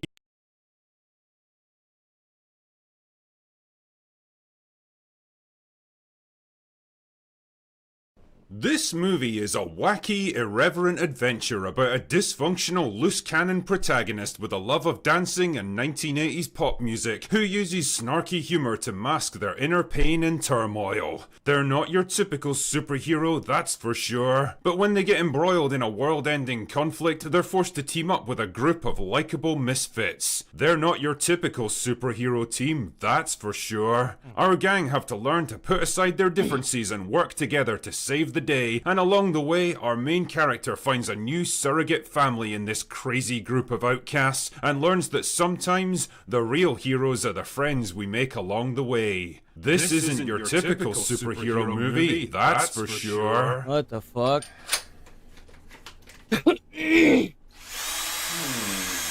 You know, it's interesting how a movie that was, officially at least, neither written nor directed by James Gunn is somehow shaping up to be the most James Gunn movie that ever James Gunned. I don't know how else to say it, but the trailer that just got released yesterday is basically a comprehensive checklist of every tired, played out James Gunn cliche from every superhero movie he's ever made. There's the dog to kick things off, because there's always a dog in a James Gunn movie, because everyone knows that putting a cute furry animal in your movie is pretty much the quickest and laziest way of speedrunning your way to audience sympathies. We've got the obnoxious use of 1980s pop songs, because by golly, James Gunn sure does love his classic pop music, which has the interesting effect of pissing me off twice, because I know the studio's gonna absolutely jump on this video the moment I play more than a second of the trailer with audio, and also because after being forced to listen to Kate Bush on repeat in Stranger Things like I was trapped in some kind of Guantanamo Bay torture session, I've developed a thorough and abiding hatred of this lazy, cringe, nostalgia-milk bullshit. It's not cool and quirky anymore, it's just fucking tired.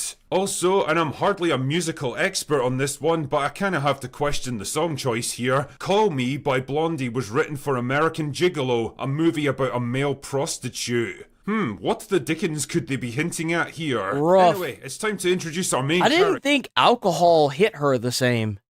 I didn't think that they would absorb alcohol like that. She had to be on like a different sun or something, right? Kara. She's not your typical superhero though. She's a drunken, cynical, messed up party girl who likes to cut loose and do her own thing. She's definitely not here to live up to your expectations, that's for sure. Girls get it done.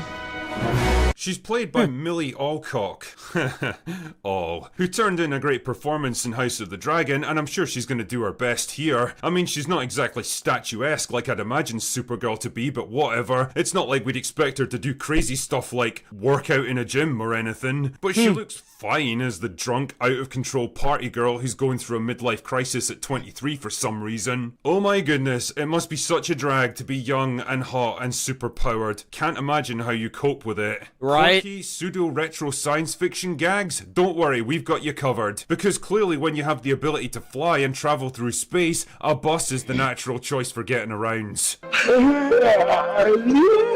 Actually, what the fuck does she even bother? Dude, what is the thought process behind this? She could literally travel into space just by flying. They're wearing a trench coat when she's basically immune to temperature. Oh right, that's why. Time for a fight scene, I guess. Let's assemble our group of accommodating stuntmen to get the shit kicked out of them. But don't forget to work in that snarky James Gunn humor. Okay, this does not look like this is gonna end well. For you guys. Nailed it. Who even wrote this shite anyway? Anna Noguera, eh? Not exactly a screenwriter I'm familiar with, but surely she must have some pretty impressive accomplishments if she's been charged with writing a $200 million blockbuster. Let's take a quick look at her IMDb page, shall we? Oh. You know when Marvel used to hire small-time indie directors for their big-budget movies because they knew they'd be too scared and overwhelmed to do anything other than obey studio orders? I can't help but think of that right now. Anyway, it doesn't matter who wrote it, the end result is the same. I am fucking tired of these movies, man. The forced humor, the overbearing music, the desperate attempts to be edgy and different, the visual diarrhea that looks to be 90% green screen, the predictable plot points and story beats that you just know is going to be shoved into the standard James Gunn mold because that's literally the only thing he's capable of producing now. I hate so much about the things that you choose to be.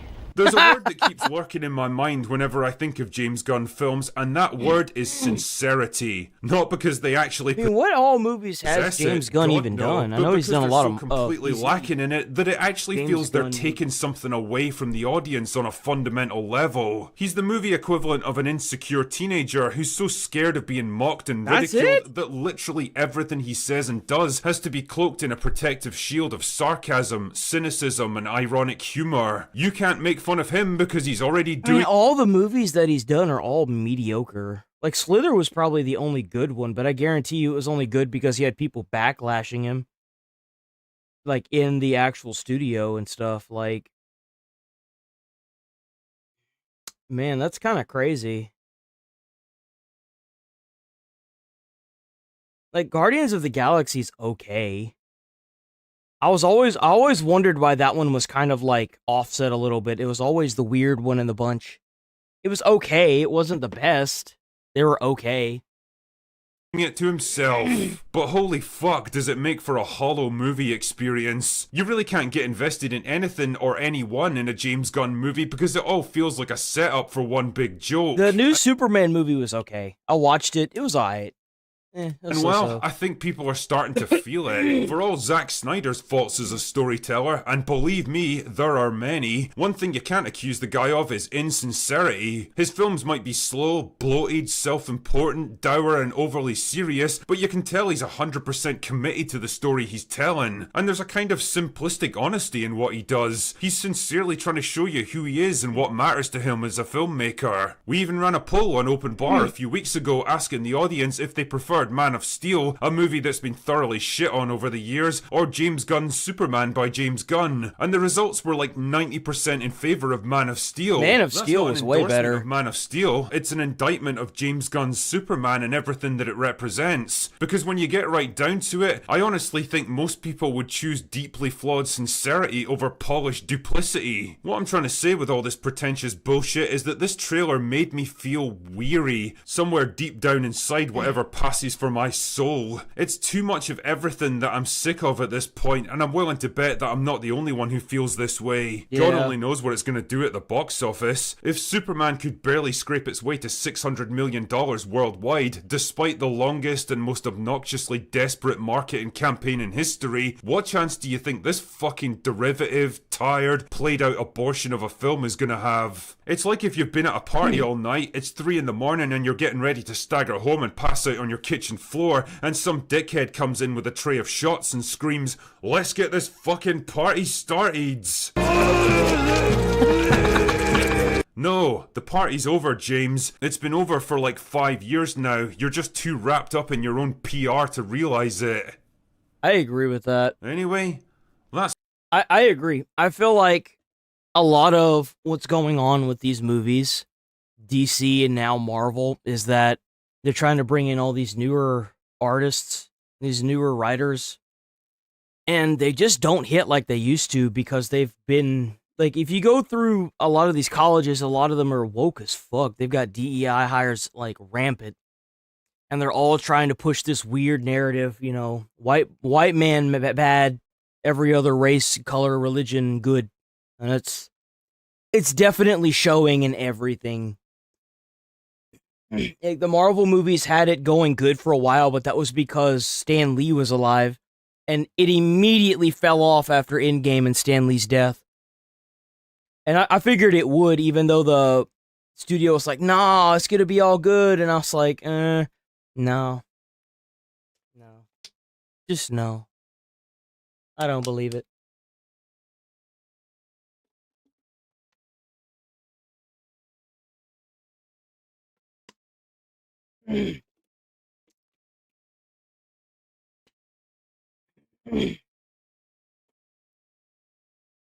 Let's see.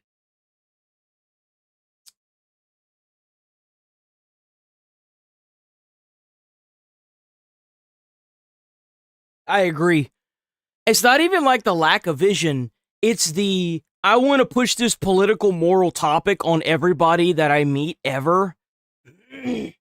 Because they've always had that. They haven't had to work a real job. Like, if you notice, like, even Sylvester Stallone had to work a real job. They had to know what it's like to deal with people, even if they don't like, they had to put their morals aside to make the bacon. You know what I'm saying? So, like,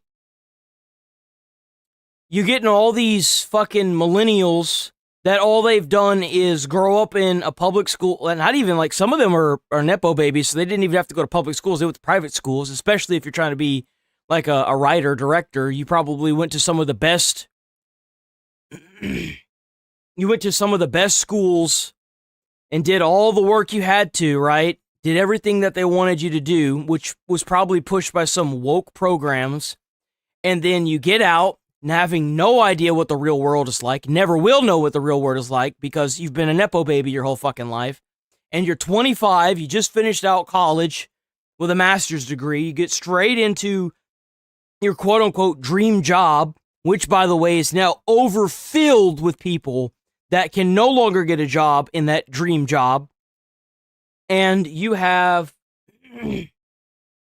these woke-ass people that throw everything they learned from college in the trash and continue their own political, mental, and moral goals. And it's not ruining the movie industry. It fundamentally ruined the movie industry. Like, it's done. Like, now people have gotten so tired of it, they don't even bother anymore watching these movies on the box office. Like, I don't even remember the last time I got hyped up enough to go watch a movie like on release. I just don't. Give me 1 second.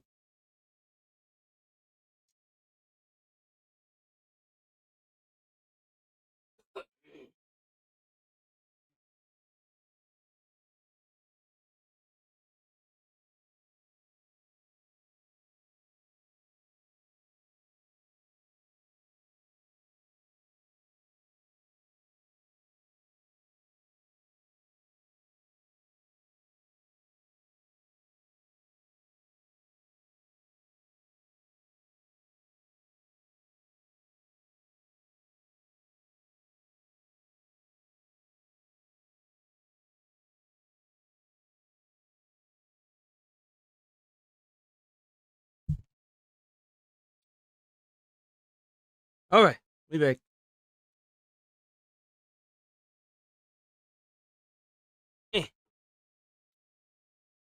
So this is Frogan. This is the other one that Ethan Klein is suing. W. Ethan Klein, by the way. And she's broke as shit. Down in tears after her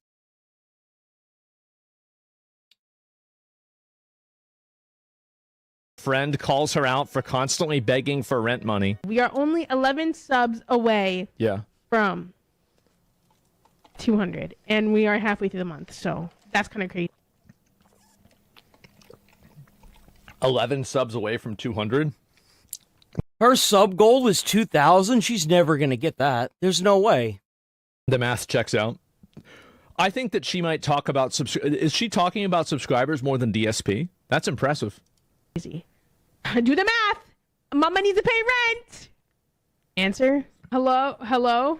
Could you stop begging for rent? It's so fucking... Okay, then you know what? Fine. Give me... You know my Venmo. Send me that shit then. I'm just like, I keep watching and I'm like, oh, here she goes again, begging for rent. Okay. Bro, low key, for real, man.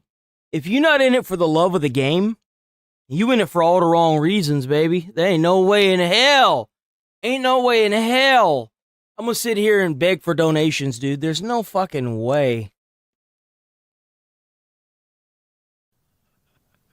Oh, no! Bro, just calls her out on her own stream. Yeah, no kidding. Like, what a G. Some of us don't. Okay, then pay my fucking rent then. You know my Venmo. Send me that shit. You know what? You know what you should do? Why should other people pay your rent? Go and get a job. The fuck? Move back home and start a new life. That's what you should be doing. Dude, he always says that because he wants... You know why that? You know why he's saying that? He's trying to be a good friend to you. I can't stand this fucking bullshit that we deal with now with these fucking retard-ass men and women that have been fucking jerked off their whole life. And they think that the world should revolve around them. Oh, well, give me money. Why? Do something to make people give you money, dumbass. Like, and then, like, you called him out on it, and then it's, oh, victim card, and it's like, dude, shut the fuck up. Like, what? No. You know what? Sorry, I'm not a loser and live with my brother like you do. So. What's wrong with living with your family? All of China does that. Yeah, a lot of people do that now. You better get used to that, especially with the housing market as fucked as it is. You better get used to that. That's going to be a normal. Ain't no way in hell this generation coming up is going to be able to afford to live on their own. There's no way. What's living with your brother? Maybe you should live with your brother or your sister. Maybe you'd be better off. You'd be able to I feel like if you lived with a sibling, it'd be way better for you. If you live with a sibling, you don't have to worry about them, like, cutting you and going. You know why? Because then they're going to show up at the family party. That's why. In more easily. Wait, what is it? See, this is so toxic. Like, I really think that I think that Asians in Asia they do it way better than we do in this regard. Where, like, it's not this, like, socially unacceptable thing to live with your parents or to live with your family. I think that's the way it should be. Yeah, I agree. Do it better. And she going and doing this, she begging for money. You begging for money. You know what you need to do? Can I be honest with you? What? You need to do Joker again. I loved your Joker. Can you do Joker tonight? How many subs to do Joker? With what fucking paint? And you're the one that we were having fun. You're the one that fucking ruined everything. Ain't no fucking way. Is she about to cry? Look at her nails. Wait a minute. Wait a minute. Wait a minute. Wait a minute. Wait a minute. Wait a minute. How can you afford rent? You can't afford rent, but you can afford these nails? Bro, look at these nails. That's got to be at least like $300. Ain't no way in hell. What? And you sitting there crying because you can't afford motherfucking rent. You got called out on your stream. Look at your nails. Damn, she's already upset. 1 minute in. God damn. What do you mean I ruined everything? What's wrong with you? Can you hear me? Unfortunately. She crying. What's wrong with you? Are you in a bad mood? No, I am because Are you in a... There's no way, bro, there's no way you don't know what you did. Oh my God. He just goes on there and calls her broke and makes her cry. He's like, what's wrong? What? What's fucking annoying, dude? You're not going to get any viewers if all you do is continue to ask people for money. Man, you gotta do it for the love of the game. Like, what are you doing? You're gonna lose people doing that crap. I was doing just fucking fine. Well, apparently not if you don't have the subs. Oh no, I'm kidding. I'm joking. It's just it was. Yo, with how many people she watches, she could do like a charity event. I mean, even if you got like 200-300 people that watch you or 1,000 people that watch you, do some charity streams. But she's been such a bitch online to everybody. It's no wonder why nobody wants to support her ass. Yeah, but it's not really a joke though, right? Because she does, like, it would be a joke if she had 2,000 subs, but she doesn't, so it's not really a joke. Mm-hmm. Joke. Let me tell you something. I have been watching streamers for years. Since like the grand old YouTube days before everything happened with the apocalypse and Logan Paul, and even back whenever PewDiePie was still making it. Let me tell you something. You doing better than most, but at the same time, some of them streamers, they usually go live with like 2,000 viewers, and it's gone down quite a bit because they're dumbasses. So like they go live with like maybe like 1,500 viewers average, right? They ain't nowhere near that sub goal. And let me tell you something, you ain't gonna be near that either. And he's right, by the way, is that she should move away to somewhere that's cheaper, where she can afford to take care of herself and get a real job. It's obviously, you're obviously never going to be a successful streamer, right? It's just not going to happen. You've been doing it for years now. You've never met... Well over 6 years. Many times that people talk about you is whenever they don't like you. Like, you don't have any viewers. Like, really, I mean, what are we doing here, right? Not to mention all the hate she's receiving from all the social media platforms. Like, she fundamentally ruined herself, and she did it to herself. I mean, like, and I really mean this in her best interest, is that, like, if it hasn't happened, it's not going to. That's just how it is. Yeah, 100... especially not whenever you act the way she does. Like, she's another, like, Hassan sympathizer. So all that crap that he was advocating for, she was advocating for, just like what was going on with Casey Tron. I just don't understand. At what point do you call it quits? 89 out of 2,000. So, yeah, she looks kind of messed up. I mean, yeah, she's probably really upset about this happening. I mean, I can see why, for sure. But at the end of the day, we have an overweight woman living in LA by choice who has brand new nails that are painted on. Like, how much money were the nails? How much money do you spend on DoorDash a month? How much money are you spending on these tattoos? Why are you living in LA? So you're doing all these things to live this fake luxury lifestyle that you can't afford because you're broke and you're not making any money. Yep. So at a certain point, there has to be a reality check. You have to have a reality. And the thing is like, that guy that got on her stream and told her that's probably one of the best. Like, if you're partnered with somebody, or you live with somebody, or you know somebody that is like this in your life, and the first thing they do is try to attack you whenever you call them out for their bullshit, let me tell you something. They're going to call you every name in the book. They're going to call you every name in the book.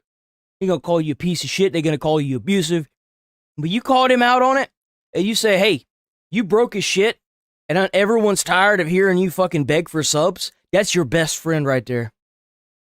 You know why? Because you're not trying to feed them a lie and tell them, oh yeah, no, it's going to be okay. No, it's not going to be okay. It's not. You keep going down the path you're going down, you're going to be fucked up in a few years. You ever have that family member, or you have that brother or sibling, or you have that friend that tells you that? It's because they genuinely care. If they don't care, they'll be like, oh yeah, you keep doing that. Oh yeah, you'll make it one day. Don't worry. Look at your life. You've been doing this for 6 years. It's time to face facts. Pulling your little victim card's not going to change how reality works. Check. Like, and maybe he was mean for doing it, but at the end of the day, if you followed his advice, your life would be in a better place. Yep. Even if it's only temporary. That's it. Did I send you on a spiral now, Fro? Yeah. I was joking. I didn't know you were in I didn't know you were going to cry. Man, come on. This was a joke. Here's the problem that I see here. Everyone was thinking it, but no one said it but him. That's the problem. And he was the only one that could say it because he had her ass on speed dial. Usually if one person is ballsy enough to say it, that's usually what everyone's thinking. They're just not gonna say it. Sometimes a group of people need that one person to say it. Just get a real job. Fro, are you okay? I'm fine. What's wrong with you? Nothing. Obviously something's wrong. Are you gonna call me after stream so we could talk about it like normal people and not on stream? No, I'm not. I hate when you tell me to move back home. He's right. He's right, and the reason why you're upset is because you know he's right. That's the reason why you're upset. You know. Yeah, it's a reality check. And let me tell you something. If you don't ever reality check your friends, and you always try to gas them up in whatever they're trying to do, and you don't ever reality check, and this is for people who are in this situation. If you surrounded yourself with all these yes men, and they don't ever try to reality check you, you're doing something wrong. You just don't know it yet. You just don't know it yet. Level at some point, deep down under, see, people like Frogan's not stupid. No, she's not stupid. She knows what her financials are. She knows the situation that she's in. And I think that her melting down over this is evidence of it. You can live in denial all you want. That's only going to carry you for so long. When the well dries up, you're going to have to move. That's all there is to it. Eventually, reality You're is either going to move or you're going to die. And let me tell you something. Natural selection is a beautiful thing, and we should never, ever try to stop it. to come, and you're going to have to face it. That's the way it goes. Okay, I didn't mean to make you upset. It was just a joke. Mm-hmm. But is it really a joke? Because she is literally, like, I don't know. Honestly, I think the guy that she's talking to is, like, he is being an asshole. Like, he's right, but he is an asshole. And Twitch streaming sucks. I fucking hate it. It's been bad for a few. That's what I've been saying this whole time, man. Twitch streaming is a joke. I have a friend that is exclusively a Twitch streamer, and I'm like, dude, you are wasting your life. You're wasting your life, boy. 2 months. Twitch streaming sucks. You hate it. Then stop. Twitch streaming sucks for everyone. You know why? Because there's no discoverability and everyone's views are going down. You know why? Because Twitch is dying. We'll never see the numbers until the company dies of how bad it was for how long. Twitch is in a perpetual downwards trend or downwards graph in viewership everywhere because people are leaving the platform in droves because of how often they push these fucking ads now. Because of how often it's like the same ad 7 times in like a minute and 30 seconds. It's literally the same ad 7 times because, and then on top of everything, because they've allowed view botting for so long and they're just now starting to address it, the advertisers were already leaving because of it. And now the advertisers that stuck around that knew that it was an issue to begin with, or like had like they tried to put it to the back of their mind and act, and you know, be like, no, Twitch knows what's in my best interest. And now Twitch is addressing it and they're like, oh, now I'm leaving because you lied to me and fuck you. There's just no advertisers. And then you've got people like Hassan advocating for like violence. You got all these, oh dude, like doing it. You got people like essaying other people. You got thieves. You get like, no, Stop dude, doing it. If you're having a problem and your job is sitting around watching YouTube videos, then she doesn't even sit around. Like, she's a reaction person. She will get up and walk out of the room for like 10 minutes at a time with the video still playing. Like, she'll even sleep with that stuff playing. Quit. It's so easy. Like, yeah, I don't know why. Like, I mean, what do you think you're going to do? And this is something that she should really ask herself. Is like, when you're 35 years old, what are you going to be doing? And you know what's really sad is that a person that already has an audience like this could easily transition into actual reaction content instead of just playing stuff on her stream. Like, she already has the platform. All she has to do is expand upon it. Come up with new innovative ideas to expand your growth. Like, come on, like set a I know this might sound offensive, set a weight goal. Play a video game and then like as you're playing a game, try to run on a treadmill. Like, you already have this channel, like grow it. Make it evolve. That's how you grow, you evolve. That's how anybody grows as a person. Are you still going to be sitting in front of this same camera, you know, begging for rent money forever? Like, you can't actually expect this is what's going to work for the rest of your life, right? It's obviously not going to. It isn't. It's obviously not. Like, I mean, what are we doing here? What are we doing talking about this or thinking about this? Do you think there was a point in the past where she could have changed direction in her content? She still can. She still can. You're acting like it's over. If she were to step away from this political ideology, get away from it, and try to evolve and grow herself as a person and better her channel, she could totally do it.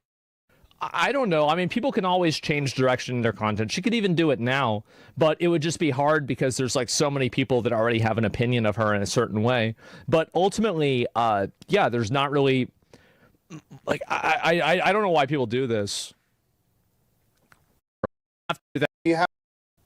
What is directly in front of you? Like, I don't even understand this. Maybe you should get fired. Like, if you have fun with it, it doesn't matter. Forget about the money, just have fun. That's the thing. It's my job, though. I have to focus on the fucking money. You know how you focus on the money? Not asking for it. You have to evolve as a person. You have to give people a reason to give you money. Like, it's just so stupid. Like, you have to come up with new innovative ideas. Like, you have the money that you're getting from these people already. Use that money to make more money. It's an investment. Like, for example, here's a great example. There's this guy called It's like IB Brandon Ferris or something like that. His name's Brandon Ferris. He was homeless. He had his car. He did one video on TikTok in his car where he was scared of a spider. It went viral, and he's got a fucking mansion now. And you know why? It's not because of that one video. It's because he expanded upon the video that got him fame. He used that video to make other viral videos where he would buy a bunch of rubber bands, wrap it around a watermelon. He would do all the trending things. He filled a room of his house with fucking, I don't know, like ball pit balls. He filled it with packing peanuts. He did these things. He evolved as a person. Like, he even did a video where he got a bunch of animated or animatronic Halloween figurines, and like, you know, he grew and expanded upon what he had. You didn't. That's the problem. I know you do, but that's unfortunately. Well, it's like if you do a job really badly for years, maybe you should get fired. Like, I mean, at a certain point, like you've got to face reality, right? I mean, you've got to look at it and just see what is directly in front of you. Like, I don't even fall in the future that none of us can predict, and then she'll do very well. Maybe that could happen. I can't predict everything, but what I can say is that her current trajectory is not of a shooting star. It's like a meteor that already hit the Earth 2 years ago. Why? Because I kept changing it. He was like, if I have to edit this one more time, I'm fucking stopping. And I was like, I'm so sorry. I was like, I'm just overthinking it. I really don't feel good about it. She wants to be a streamer. She needs to restart as a VTuber, have a real chance to be anonymous with a new identity. Yeah, she could do that too. She could make a slight investment into like getting an AI program. Like, a lot of people are popping up with AI videos all over the place. You could ride that train until they ban it, you know? Oh, she can't do that. See, a person like Frogan, like, you think that... Well, she's already made enough bad life choices, that's obvious. Frogan had her uptick. Whenever, if I ever hit a point where I am upticking like what a lot of these people do, because usually there's like this massive growth that happens, right? There's this massive growth that you usually get where you hit like almost a peak, right? I'm going to take all the money that I get from that. I'm going to put half in savings for taxes, and I'm going to hire an investor for the other half of that money. And I'm going to tell him, you make investments on my behalf, and I want this money to grow beyond all disbelief. Whatever you have to do to make this money grow, do it. And that's where my financial gain is going to be from, and then streaming and YouTube is going to be my side shit. Having to beg and ask for subs and viewers and followers will get you nowhere. It will get you nowhere, and it never does. You'll lose people because of it, because it makes you seem desperate. Because and she's desperate. Kind of person this is. I unfortunately do. I know what kind of person she is. She's an asshole. She is an obnoxious, discordant, annoying, disagreeable, rude, nasty person. And eventually that will manifest. It will manifest. And I don't believe this whole like, oh, well, somebody can change. Things will change for her when she can stop blaming everybody else for the situation she's in and break down how she got into her situation and realize that she put herself in this position. They can become no, okay, yeah, that's nice. Why don't you go and write that on a coin and then pitch it into a fountain and say, oh, I wish I had a unicorn. No. They don't change. It's always the same. So it's her way or no way. Exactly. And it's just pathetic. It is pathetic. That's not how things go. It's not how things go. I know you might feel good to say that. It's not what's going to happen. It's not the kind of person she is. About it. Fro. What?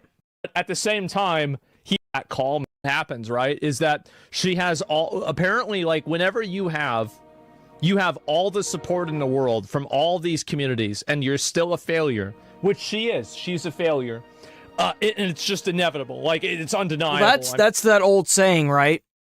Like, for example, I watched Jacksepticeye whenever PewDiePie shouted him out. I found out who Jacksepticeye was, right? I didn't continue to watch that person because PewDiePie shouted him out. I kept watching Jacksepticeye because Jacksepticeye's content and the stuff that he did kept me entertained. That's why I continued to watch him. Oh, you got your fame from someone shouting out? No. Someone shouting you out helps you, sure. But whenever you're the one putting in the hard work and effort, blood, sweat, and tears into that channel, you're the one who made yourself famous. Nobody else can do that for you. I mean, like, it doesn't... I don't... Well, in a way, I feel good saying that because I think that she represents a lot of things that I hate, right? But at the same time, like...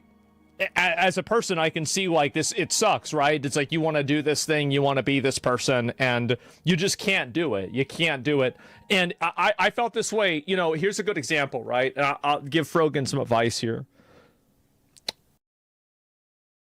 To be some, like, you should get involved into writing or something like that. Honestly, you're... Fuck! Mind on. Yeah, I bet she doesn't. And it's pretty it's pretty fucking ridiculous, man. I don't even know what to say. I think that's just, again, that's too much, right? It's streaming DreamHack 2018. There were a lot even worse. Dash, and then she comes back to her computer 8 hours later after the playlist is over. It's like, where's my money? Where's my money? This might have been... Okay. Hold on. I was focused. Frogan crying and acting stream. What is this here? Despite her ongoing copyright law. Wait, what is this?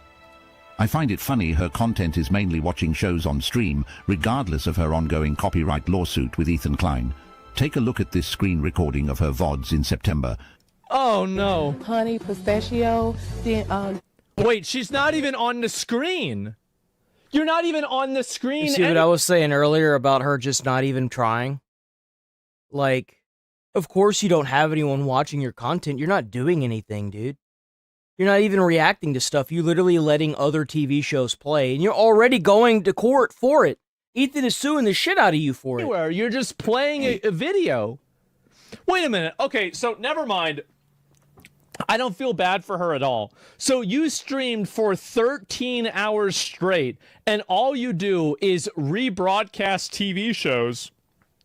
And so, like, imagine this, right? She's laying in bed eating DoorDash, and then she comes back to her computer 8 hours later after the playlist is over. It's like, where's my money? Where's my money? That's effectively what she's doing. Like, let's be honest here. That's exactly what's going on. I don't even understand how people watch her if that's literally all she's doing. Like, what's the point?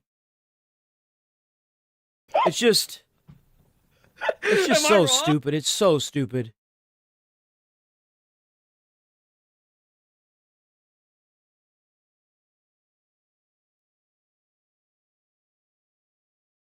So apparently China just banned this writing theme for all movies because it sets up unrealistic expectations for Chinese women. W China, by the way. So I saw that China has banned certain types of romance stories. For context, this is part of a larger crackdown, with also the ban of OnlyFans, calling it a Western disease. Girls in China have become so delulu that the government has had to step in. Specifically, the government in China is stepping in to regulate TV dramas to help curb the delusion of young women who have been led to believe that a rich man will fall in love with them, and promotes unrealistic billionaire meets ordinary girl storylines. The government is worried that— See, this is right.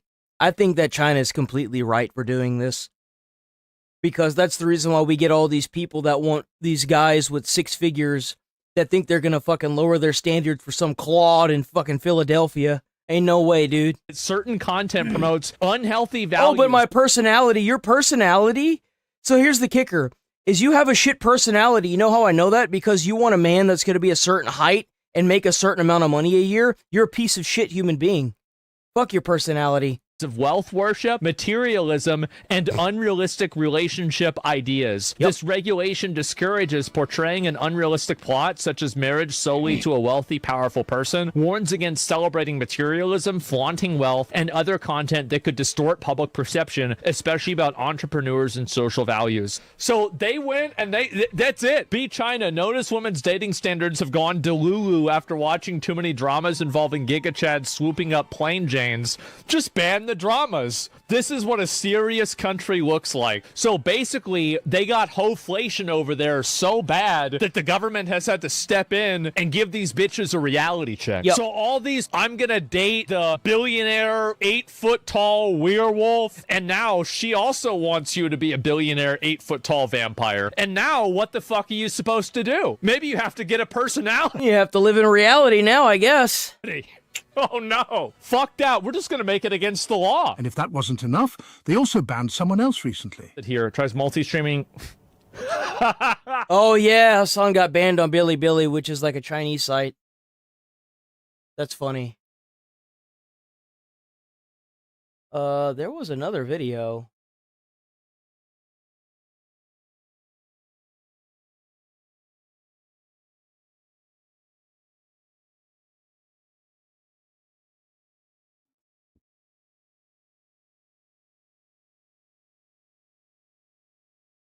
So we have now prediction markets that have been replacing gambling. Now, what's the difference?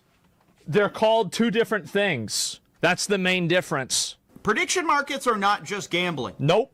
There's also a lot of insider trading too. Here's the Koshi CEO kind of explaining the goal here, which is that eventually we can gamble. That's the gambling thing. Yeah, a lot of people were like, oh man, you watch people on Kick? How could you watch people on Kick? They're Gamba streamers. Well, I'm happy to announce that as of yesterday, Twitch is now using gambling ads on its platform. Boys, you can no longer use that as an excuse not to watch somebody who streams on Kick. Hate to break it to you. It's over. Did I have a video? I think I did have a video, didn't I? I had this. This was it right here. Here we go. Nostradamus tried to warn us, but we plugged our ears and refused to listen. But now we have been dragged kicking and screaming into the end times. Pranksters found AI, or at least one of them did. This one courageous soul bravely peeled himself away from his daily routine of eating glue to use AI to have an overwhelmingly negative impact on strangers' days. Full disclosure though, I don't think every video they've posted doing this prank is real. Because some of them are just so outrageous that I find it hard to believe that he wouldn't have had his ass beaten right then and there for doing it. So I take all of them with a grain of salt, but what he's showcasing is very much something that can be done, and I have seen other videos of others doing to a lesser degree. This guy, however, has made it his entire identity to do these AI pranks. So he's the one that I want to talk about today to show. Do you know that guy in the blue shirt that was sitting right behind Oh you? yeah, we saw this. Yeah, he takes like a picture of them two because they were sitting next to each other, and then he like AI animates them like kissing or whatever. Yo, like low key, I'm gonna have a hot take for this. I feel like this is pretty good. You're not hurting anybody. You're not getting up in anybody's face. You're not being invasive. You're like, it's kind of funny, dude. I'm not gonna lie. I kind of, if this was the pranks that we had to deal with from now on, I think I'd be okay with that. It's better than stealing in a store and getting your account banned. He was like going up behind you and like kissing you in the back of the neck. I recorded it. That guy, right? Look. He did it with... That's crazy. What this guy does isn't really a prank. Fundamentally, what he's doing is he's framing innocent strangers for crimes they didn't commit. He has, I think, 28 of these. It's basically all he does now is these AI pranks. And I don't know how what he's doing isn't a crime in and of itself. Because this is going to lead to an innocent... But how is that... What? Like... It's the type of people he's doing it with, like, to as well. Like, he did it to two older men who obviously weren't just going to start fighting each other. Like, this is an L take from Charlie. Like, what? Seriously? How is this bad? It's not like he's getting the police involved or anything. Person getting arrested, no doubt in my mind. In this one, It's funny, yeah. Like, I've got a vet over here that's saying shit's funny. It's funny, man. Like, if I was that age and somebody came up and did a prank like that on me, dude, I'd be laughing. I think that's funny. That's pretty cool. I'd be like, yo, show me how to do that. He's going up to a stranger, claiming that another stranger that was sitting near him was kissing the back of his neck. It's so stupid. A sexual assault. And then he shows him a video of it and is convincing the guy that it happened and is goading him to confront that gentleman, who did not do this, by the way. This is all an AI-generated video that he is now trying to fan the flames of an well, you know, like, you could only show that to certain people, and let me tell you why that is. It's because if you show that to somebody who knows what AI is, they're going to be like, oh, that's AI generated, man. Duh. Like, come on. Fucking fist fight for. So even if this one is fake, which I have a hard time believing this one in particular is, because an employee even gets involved in there, and I feel like they probably wouldn't participate in shit like this. But even if it is fake, what he's showing here is something very real. You can just manipulate videos of innocent people doing crimes. I've seen worse TV shows.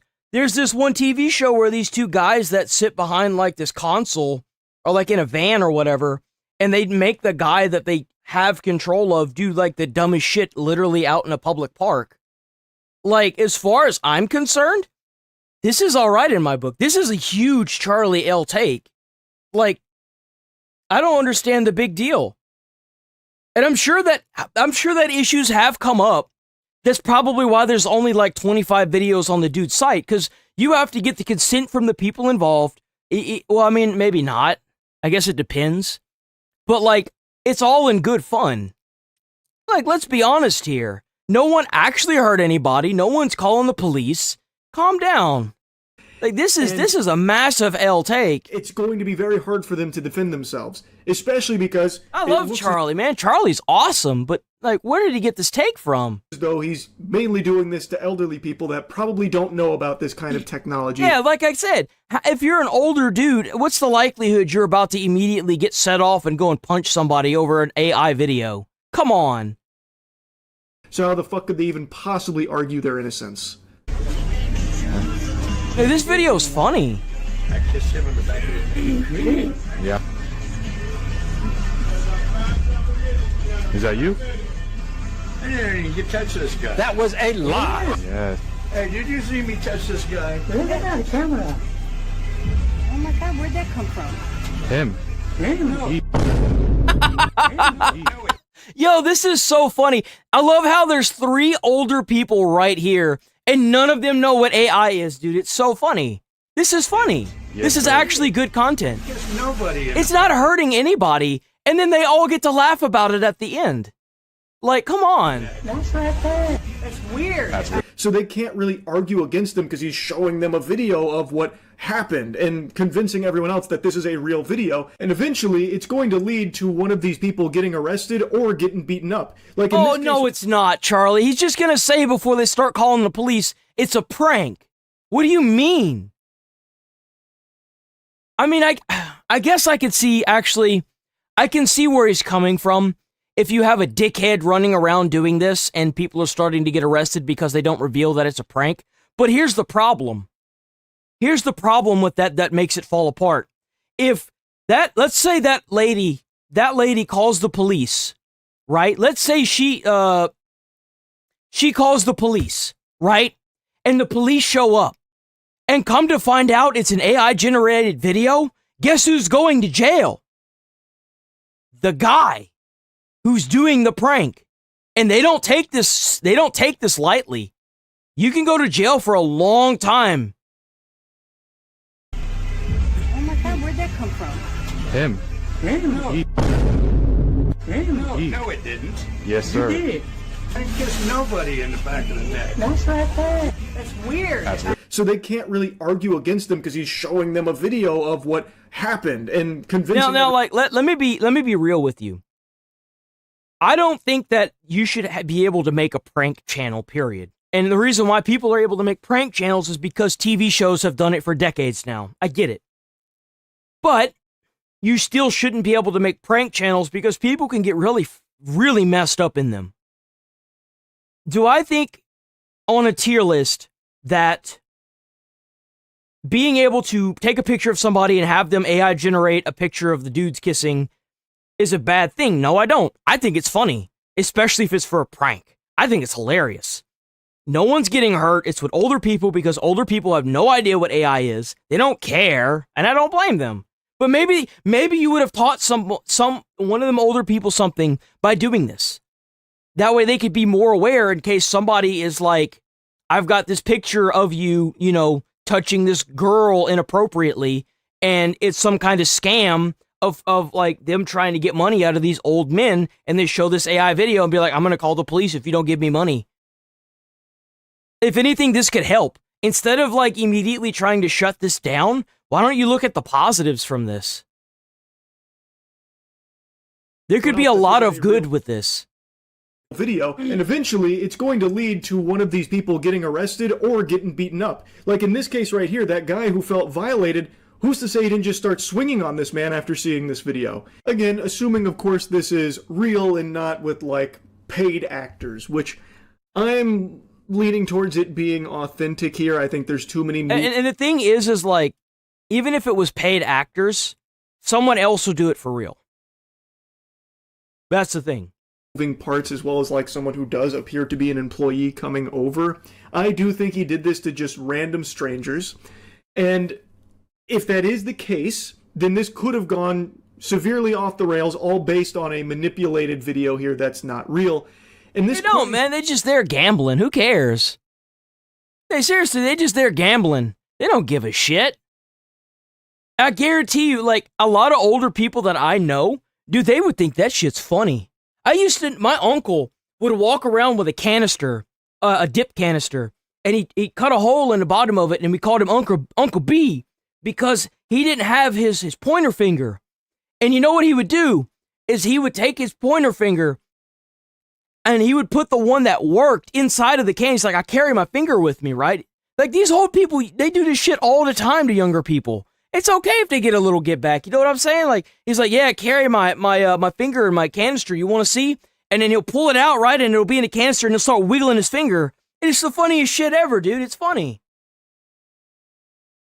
Goofball has the audacity to say that these are harmless pranks and that what he's doing is... Yeah, someone could use this for stupid bad shit. But look at it this way.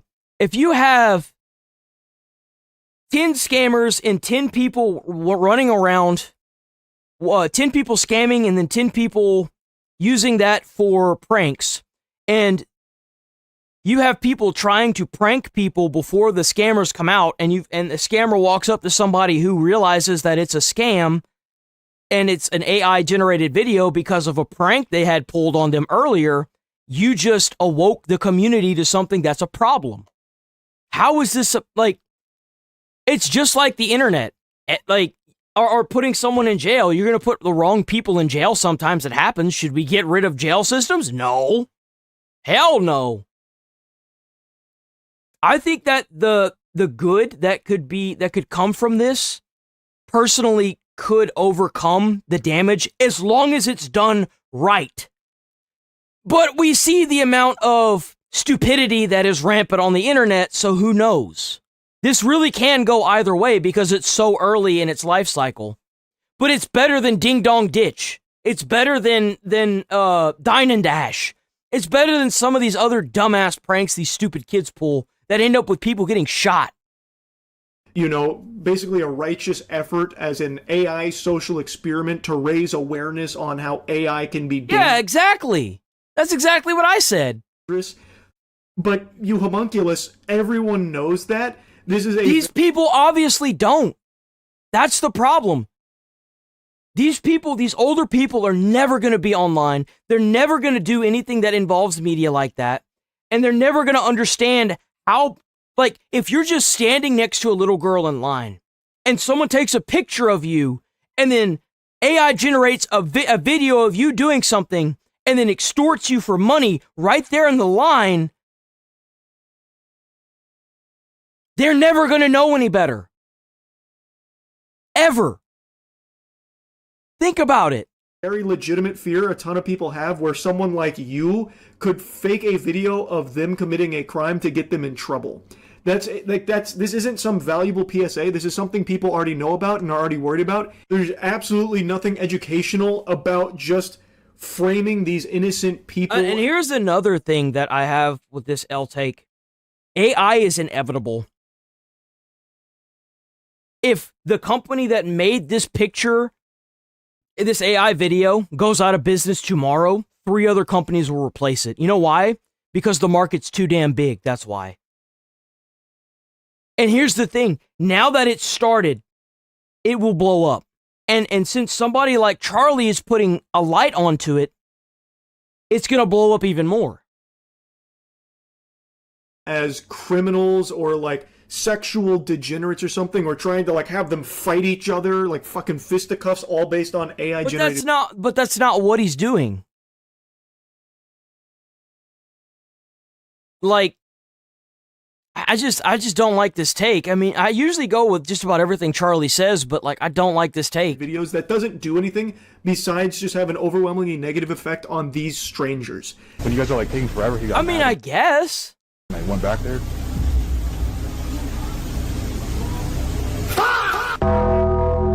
Is he allowed to go back there? First off, I didn't go back there. Who the fuck are you? The joke is these people panic thinking that they're about to be punished, maybe even go to jail, all based off a video they know can't be real but can't explain its existence because they don't know about AI tech. So this guy is now being framed for going into the back after getting angry or something, and all he's saying is like, I didn't do that. Who the fuck are you? Little did he know he was in the presence of the alpha goober here who likes to pretend that he's some kind of saint. But what he's actually doing, assuming these are real, which this one definitely feels real, what he's actually doing is just exploiting elderly people, treating them like props in his videos for the sake of making them the punchline of his joke of, haha, they don't know this is AI and I've made them look like criminals and they can't explain it, ha ha ha, they look so stupid. So that way he can get some Instagram clout. So I got like a couple calls saying there's like a man in here like popping, like stealing stuff out of people's pockets. Can you see the video? Yeah. Yes, So you didn't have a wallet or anything? No, it's right here. I have no problem calling out the damn person who did it. He's in your butt.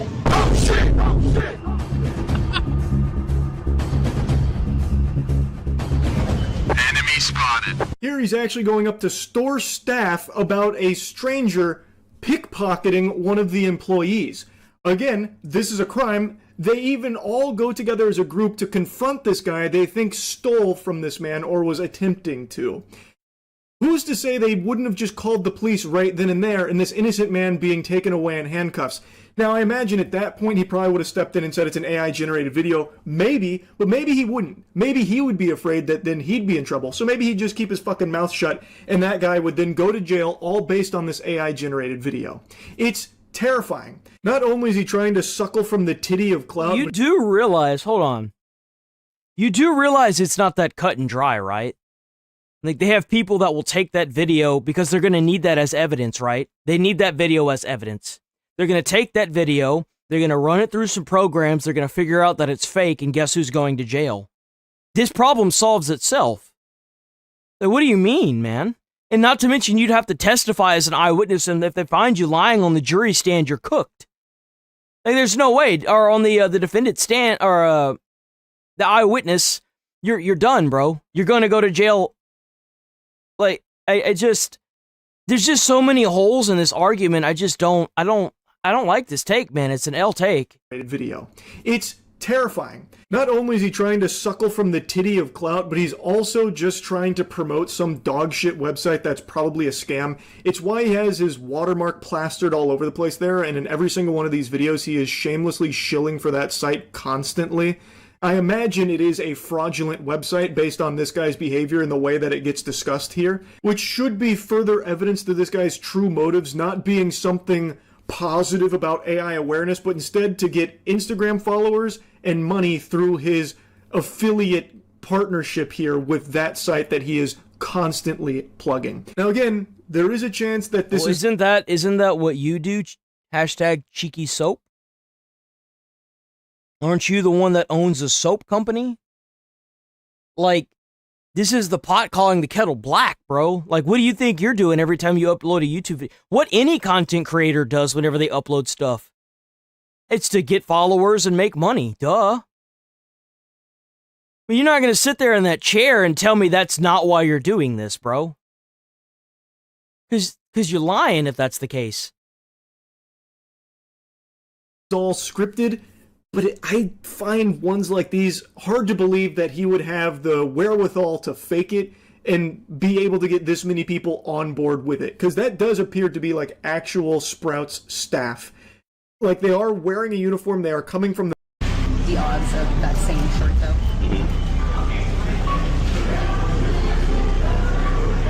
What the? Oh, come on, man. You can't be serious with this, Charlie. Bro, come on. If you're dumb enough to believe this, bro, come on. There's no way he actually believes what he's saying in this video. He's got to be trolling us. I don't know what the hell's going on. I did not go in this. Dude, his face whenever he saw it too, he's like, what the? This is not making any sense to me. Yo, low-key, right? Anyone with fucking brains would look at that video and be like, and he had no idea I was doing that? Come on. I did not touch his pockets or his pants. So I don't know what. Bro had his shirt up, too. This is. Come on. And one thing I will say is, he shows two different AI-generated videos here for the evidence about what happened.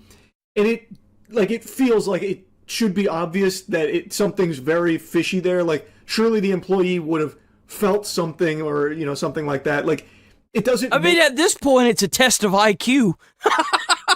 sense. Come on. I also could see a side of things where they have these videos from a customer who's making this complaint about being, witness to a crime. So they're acting on that information without really thinking too deeply on it because they have this evidence here. So they confront that customer who seems very confused by it. I do think his reaction is less than I would have expected it to be when so many people kind of gank him here about know what's even crazier?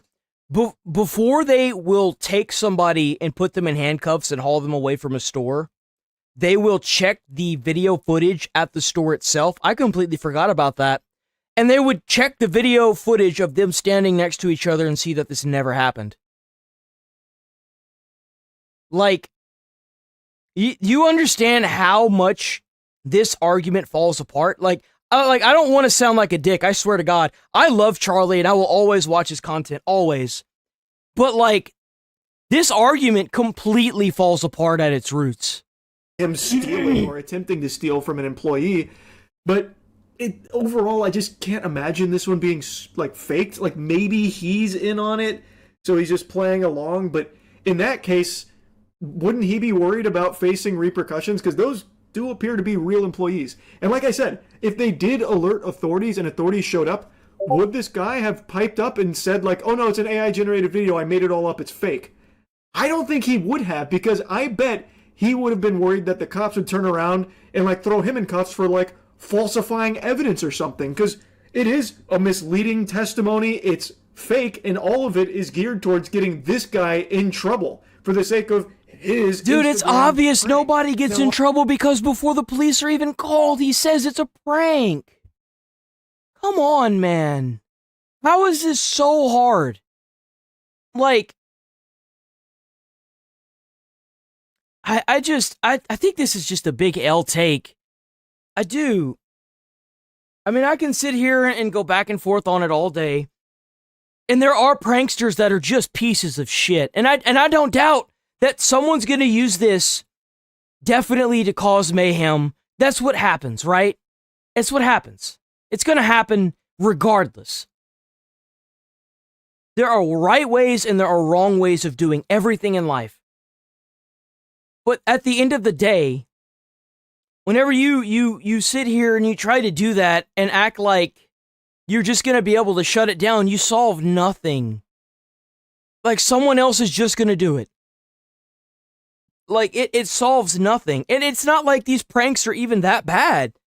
These are kind of funny, dude. Like, you could bump into somebody on the sidewalk and then they could shoot you. Maybe I'm, like, not seeing this at a different angle, but, like, I just don't see the big problem with these pranks. I think that if you're gonna be a nuisance, and you're gonna be a nuisance streamer, and you're gonna be a piece of shit, and you're doing these pranks, I think I'm okay with that. Because they're gonna do it regardless. At least they're doing something that's not as invasive.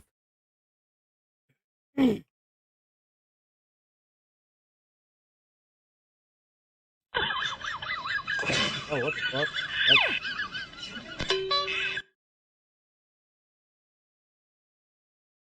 That's crazy. You know, I don't like that take. Charlie, L take, man. You usually got some pretty good W takes. You usually spit, but dude, you was off that day, man. Whether or not Whenever you made this a day, you made this yesterday. You was off, bro. I'm sorry. Ain't no way, dude. I'm sorry. That was a big L take. I'm sorry, dude. I usually can genuinely agree with a lot of what Charlie says, but that definitely ain't one of them. I kind of wonder what the comments said about that. Let me see. it happened.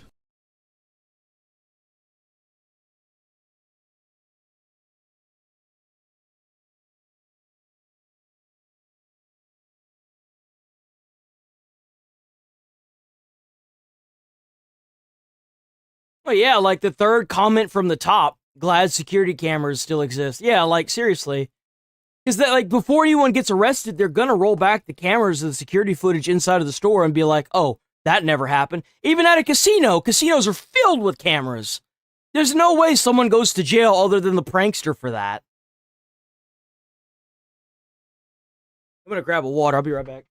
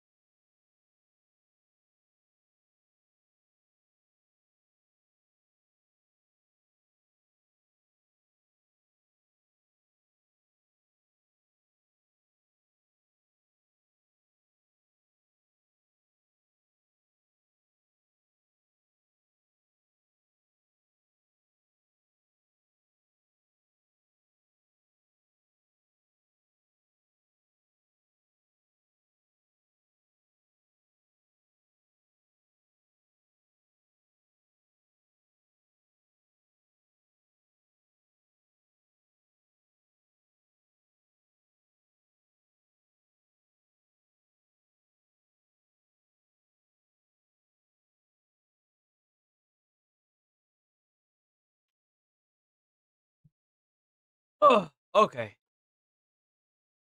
Whew.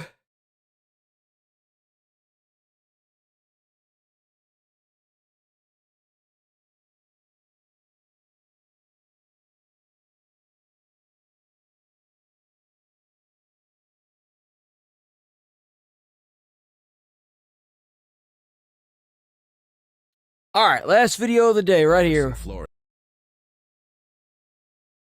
Oh man, this is in Florida. Here we go. are called by beach construction workers due to a man repeatedly running in front of their bulldozers. As officers investigate the bizarre reason why this is happening, they couldn't have possibly expected what would happen next. All right, what happened? Okay, we run down the beach with sand, right? My last load, right when I got to him, he runs in front of the truck. Okay. Like being funny or like trying to what's trying? I'm not really sure, but he just didn't want me to go anywhere. I think he's either drunk or whatever. Right. He's literally stopping right now. There's a bulldozer stopped because he won't get out of the way. It's going to be on the beach. Are they right here? Is that the guy? Coming down the beach loaded with sand, and he thought it'd be funny to run around in front of the truck and keep trying to lay down in front of the truck. He stopped, I got down here, his friends talked some sense into him. He punched one of his friends in the face that's staying in his house over there with him. Damn! So every time I went to take off, he would run in front of the truck or lay down or grab a hold of the truck or something. He's got two friends in there with him. Okay. My commander's got him down here. Will you be here just for me to come back and talk to you real quick? Yeah, I'll just get my stuff back. Just hang out for a little bit, all right? 4,000 on the beach for our location. Hey, how are you? Bravo, Mike. How are you? Good. What are you doing? You guys. Alright. Huh? Yes. Can we talk like normal people? Huh? What are you doing? I don't know what I'm doing. Did they do anything to you besides jumping in front of it? Did they try to climb on this or anything? Or? He was holding on to the side. Okay. And he actually tried to chase me down. Okay. And jump in front of the truck. Any crimes that you want pursued or anything like that? Okay. I believe my boss might be still down there with him. Yeah, we're going. And to... this is the reason why it takes 8 years to complete anything in any state. Why are you doing this? It is your land, my land. We can all be equal. Okay. But I can't have you stopping the tractor from doing his work. So I'm going to ask you nicely to step off of here. Well, let's think about this. Huh? Let's talk about it. Oh my God, dude. What is your name? My name is Ray. All right, Ray. Can you come up here and talk to me? All right, I'm sorry. Keep your line on this one, and then we'll keep it. Oh. Another officer down the beach speaks to the suspect's friends to see if they have any idea what's going on. This is his house. It's your house. It's condemned. It's Ray's house. And he hasn't lived here? What's going on with it? Well, he lives in Orlando now, but this is one of his houses. He has a couple houses. This is one of his couple houses? Right. But he lives in Orlando now. Okay. So where are you just coming here for a beach day because just he just found out that he's gonna have a kid. His so fiance is pregnant. It's his birthday. What do we do now? Huh? You move. All right, my bad. Why am I doing this? Why do you do the same thing over and over and over again? What are you doing? You're gonna come with me. You're gonna get off here. All right, my man. All right, come on. Just go with me. Go with me. Let me drink a little water. You want some water? If you want to give me your side of the story, what's going on today? Because that's abnormal, right? He's just having an emotional breakdown. We're just trying to get him out of it, but I don't know. He just started spiraling. Okay. What caused? Because I heard you guys were good with these guys all day. What caused this to boil over? No idea. No idea. I mean, if it's an emotional breakdown, there's not going to necessarily be one thing that causes it. Started snapping. We've been trying to get him to drink water and hydrate and get in the shade. And so what now? I want you off the beach. You're blocking their work. Okay. Keep your side good, I'll keep my side. So what do we do now? This is very abnormal, right? I'm assuming. Yeah, so you just. It's like he called us up here because he was having a mental break. You know, with everything going on in his life right now. We're just trying to come here and have a good time with him. And what sort of mental break are you talking about? Like having a baby. No, but I know that, right? But mental break, like, does he have any history of mental illness? No. The officer speaking to the friends is now called to the bulldozer for backup as the suspect continues to refuse moving. Like you're gonna need backup for that twig, man. The wind blow too hard and he'd fly away.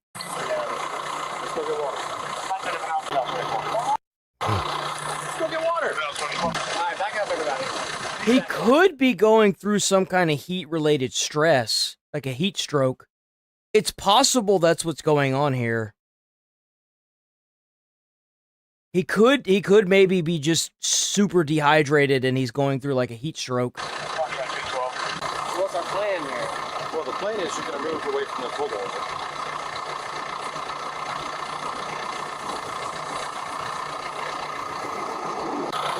Bro's like a dying laptop. Like what? Stay right there for right now. Okay. Holy shit, I get it. All right, so here's what's gonna happen. Yeah. You ready? Yeah. You're gonna come with me, and we're gonna move away from this dozer. Okay, understand me? Now. Let's go.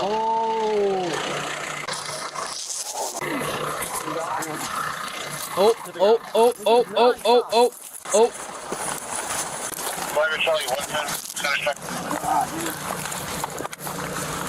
All right, drink the water. Drink the water. We ain't bend your back. So what now, guys? Fuck. Why does he keep doing that? He keeps saying that. He keeps saying like the F word over and over again. Literally resist me over and over. Stop resisting. All right, my bad. Stop resisting.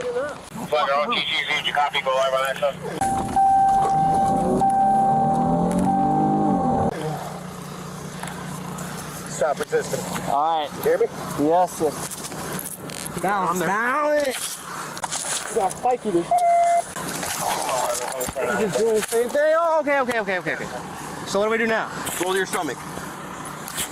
Oh my God. Roll on your stomach. Oh my God. You're gonna get tased. You're gonna get tased. Roll on your stomach now. Roll on your stomach. Roll on your stomach. Ooh. Ooh. Ooh. Roll on your stomach. Ah! Roll on your stomach. Okay. Hold on. I need some water. Give me it now. Stop. Don't move. Okay. Roll on your stomach. So we can all be equal. Ah! He's talking about being equals. He's getting tased. Yo, what a great video. We can all be equals. Ah! Nah, bruh. You had your chance to be equals if you'd have just gotten away from the bulldozer. Okay. Roll on your stomach. So we can all be equals. Let's transition. Oh my God, what a great clip. All right, everybody back off. Back off. Back off? Nah, man, you're going to jail. You had your chance to be an equal. All you had to do was move away from the front of the bulldozer. I need the water. All right, we'll get your water. Stop resisting. Oh my.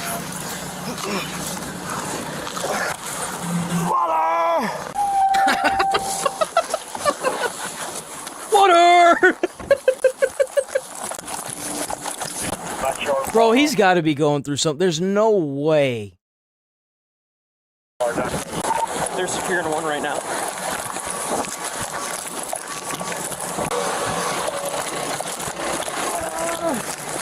What do y'all need? Cuff. Go on now. Friends watching. Come here, cuff. Friends watching the in embarrassment. That's funny. Go on now. Come here, let me get this one. I got it. You got a breath through here. He's good. I don't want this.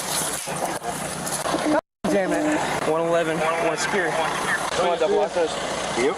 Give some water. I told you I'd get you water. You got sand. All right, back off. Everybody back off. Lines. All right. Y'all good? We can take them off to my car. Oh my God, dude. What? We just do the same thing over and over? I knew that was going to happen. I figured that much. Yeah, we're going to need statements from you. Right? Yo, if I was sitting there, I'd be drinking. If I could drink, I'd be drinking like a cold one, just laughing at him, dude. Seriously. Seriously. That's why they just sitting there. They know. Up. Let's go diagonal. We are the simulation.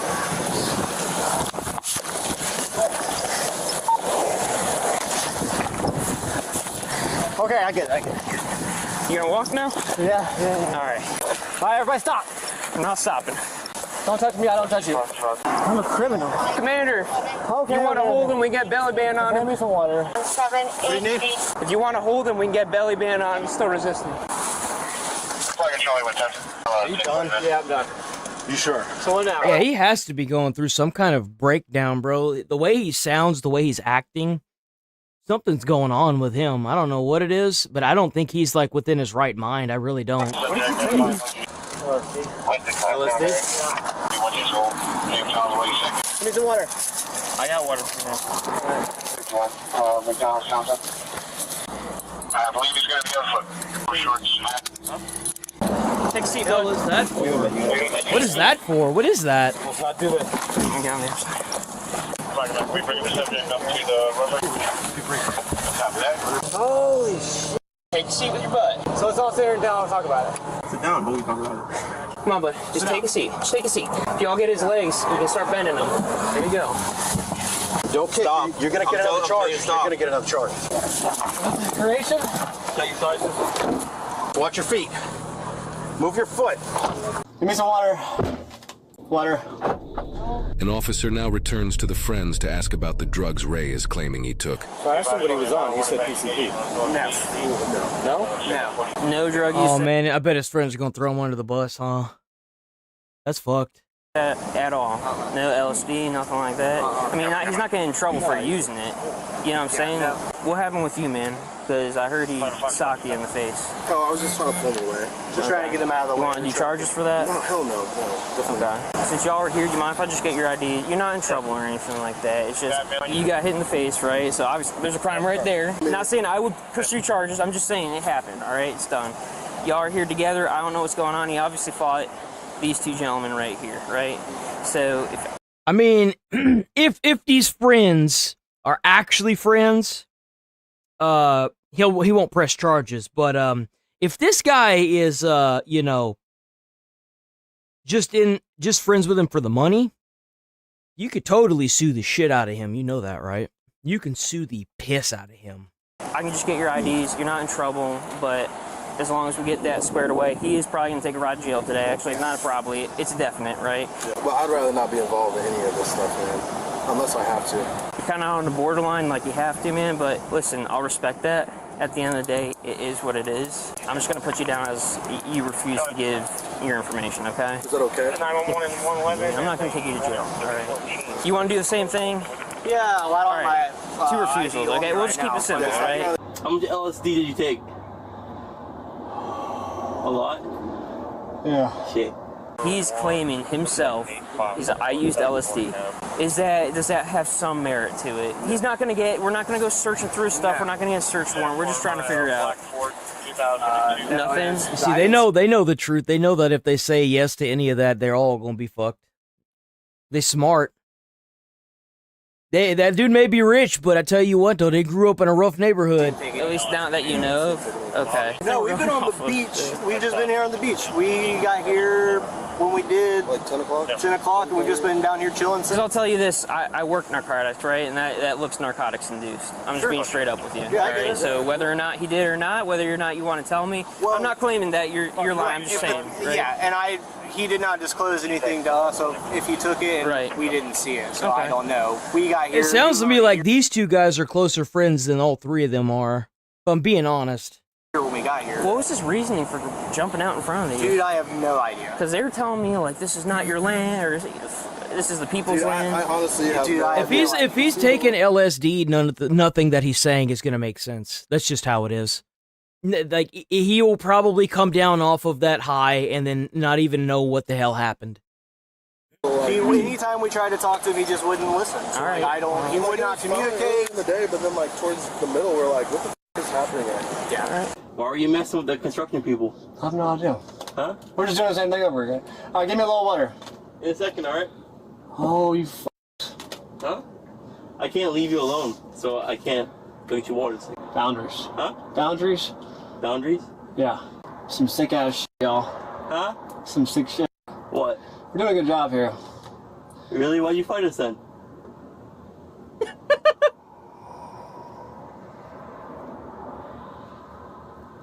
Fuck.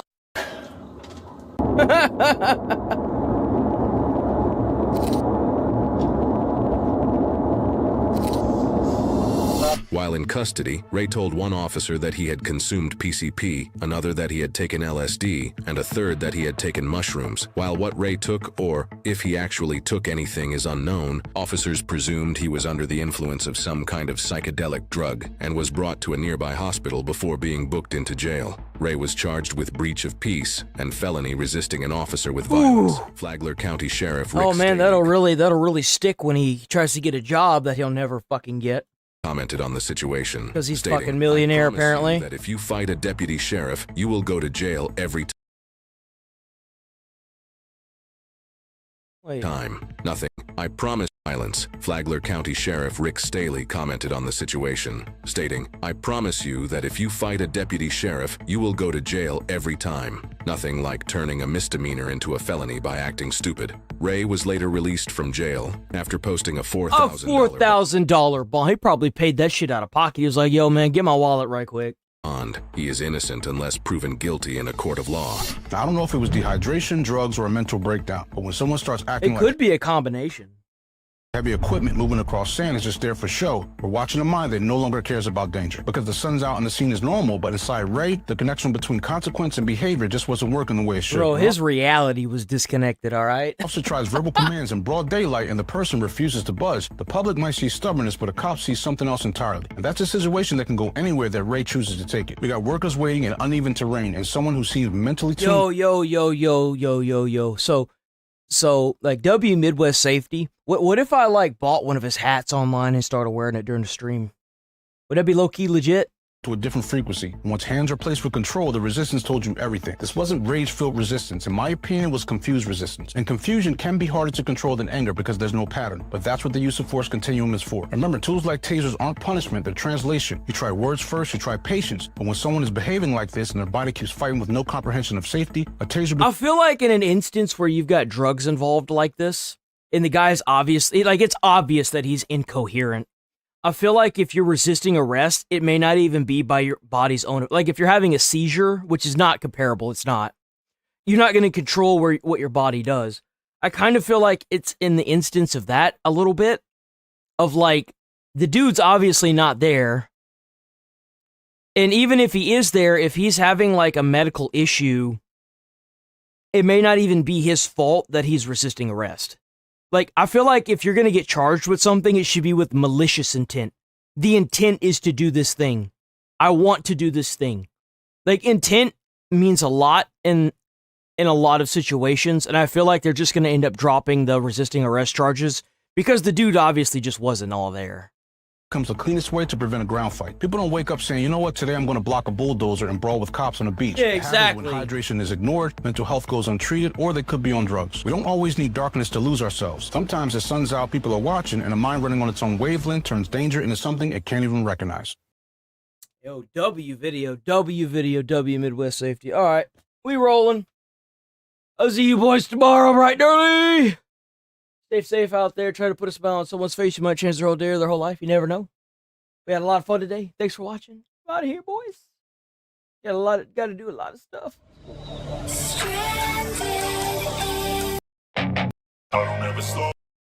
Yep, hell yeah. Peace.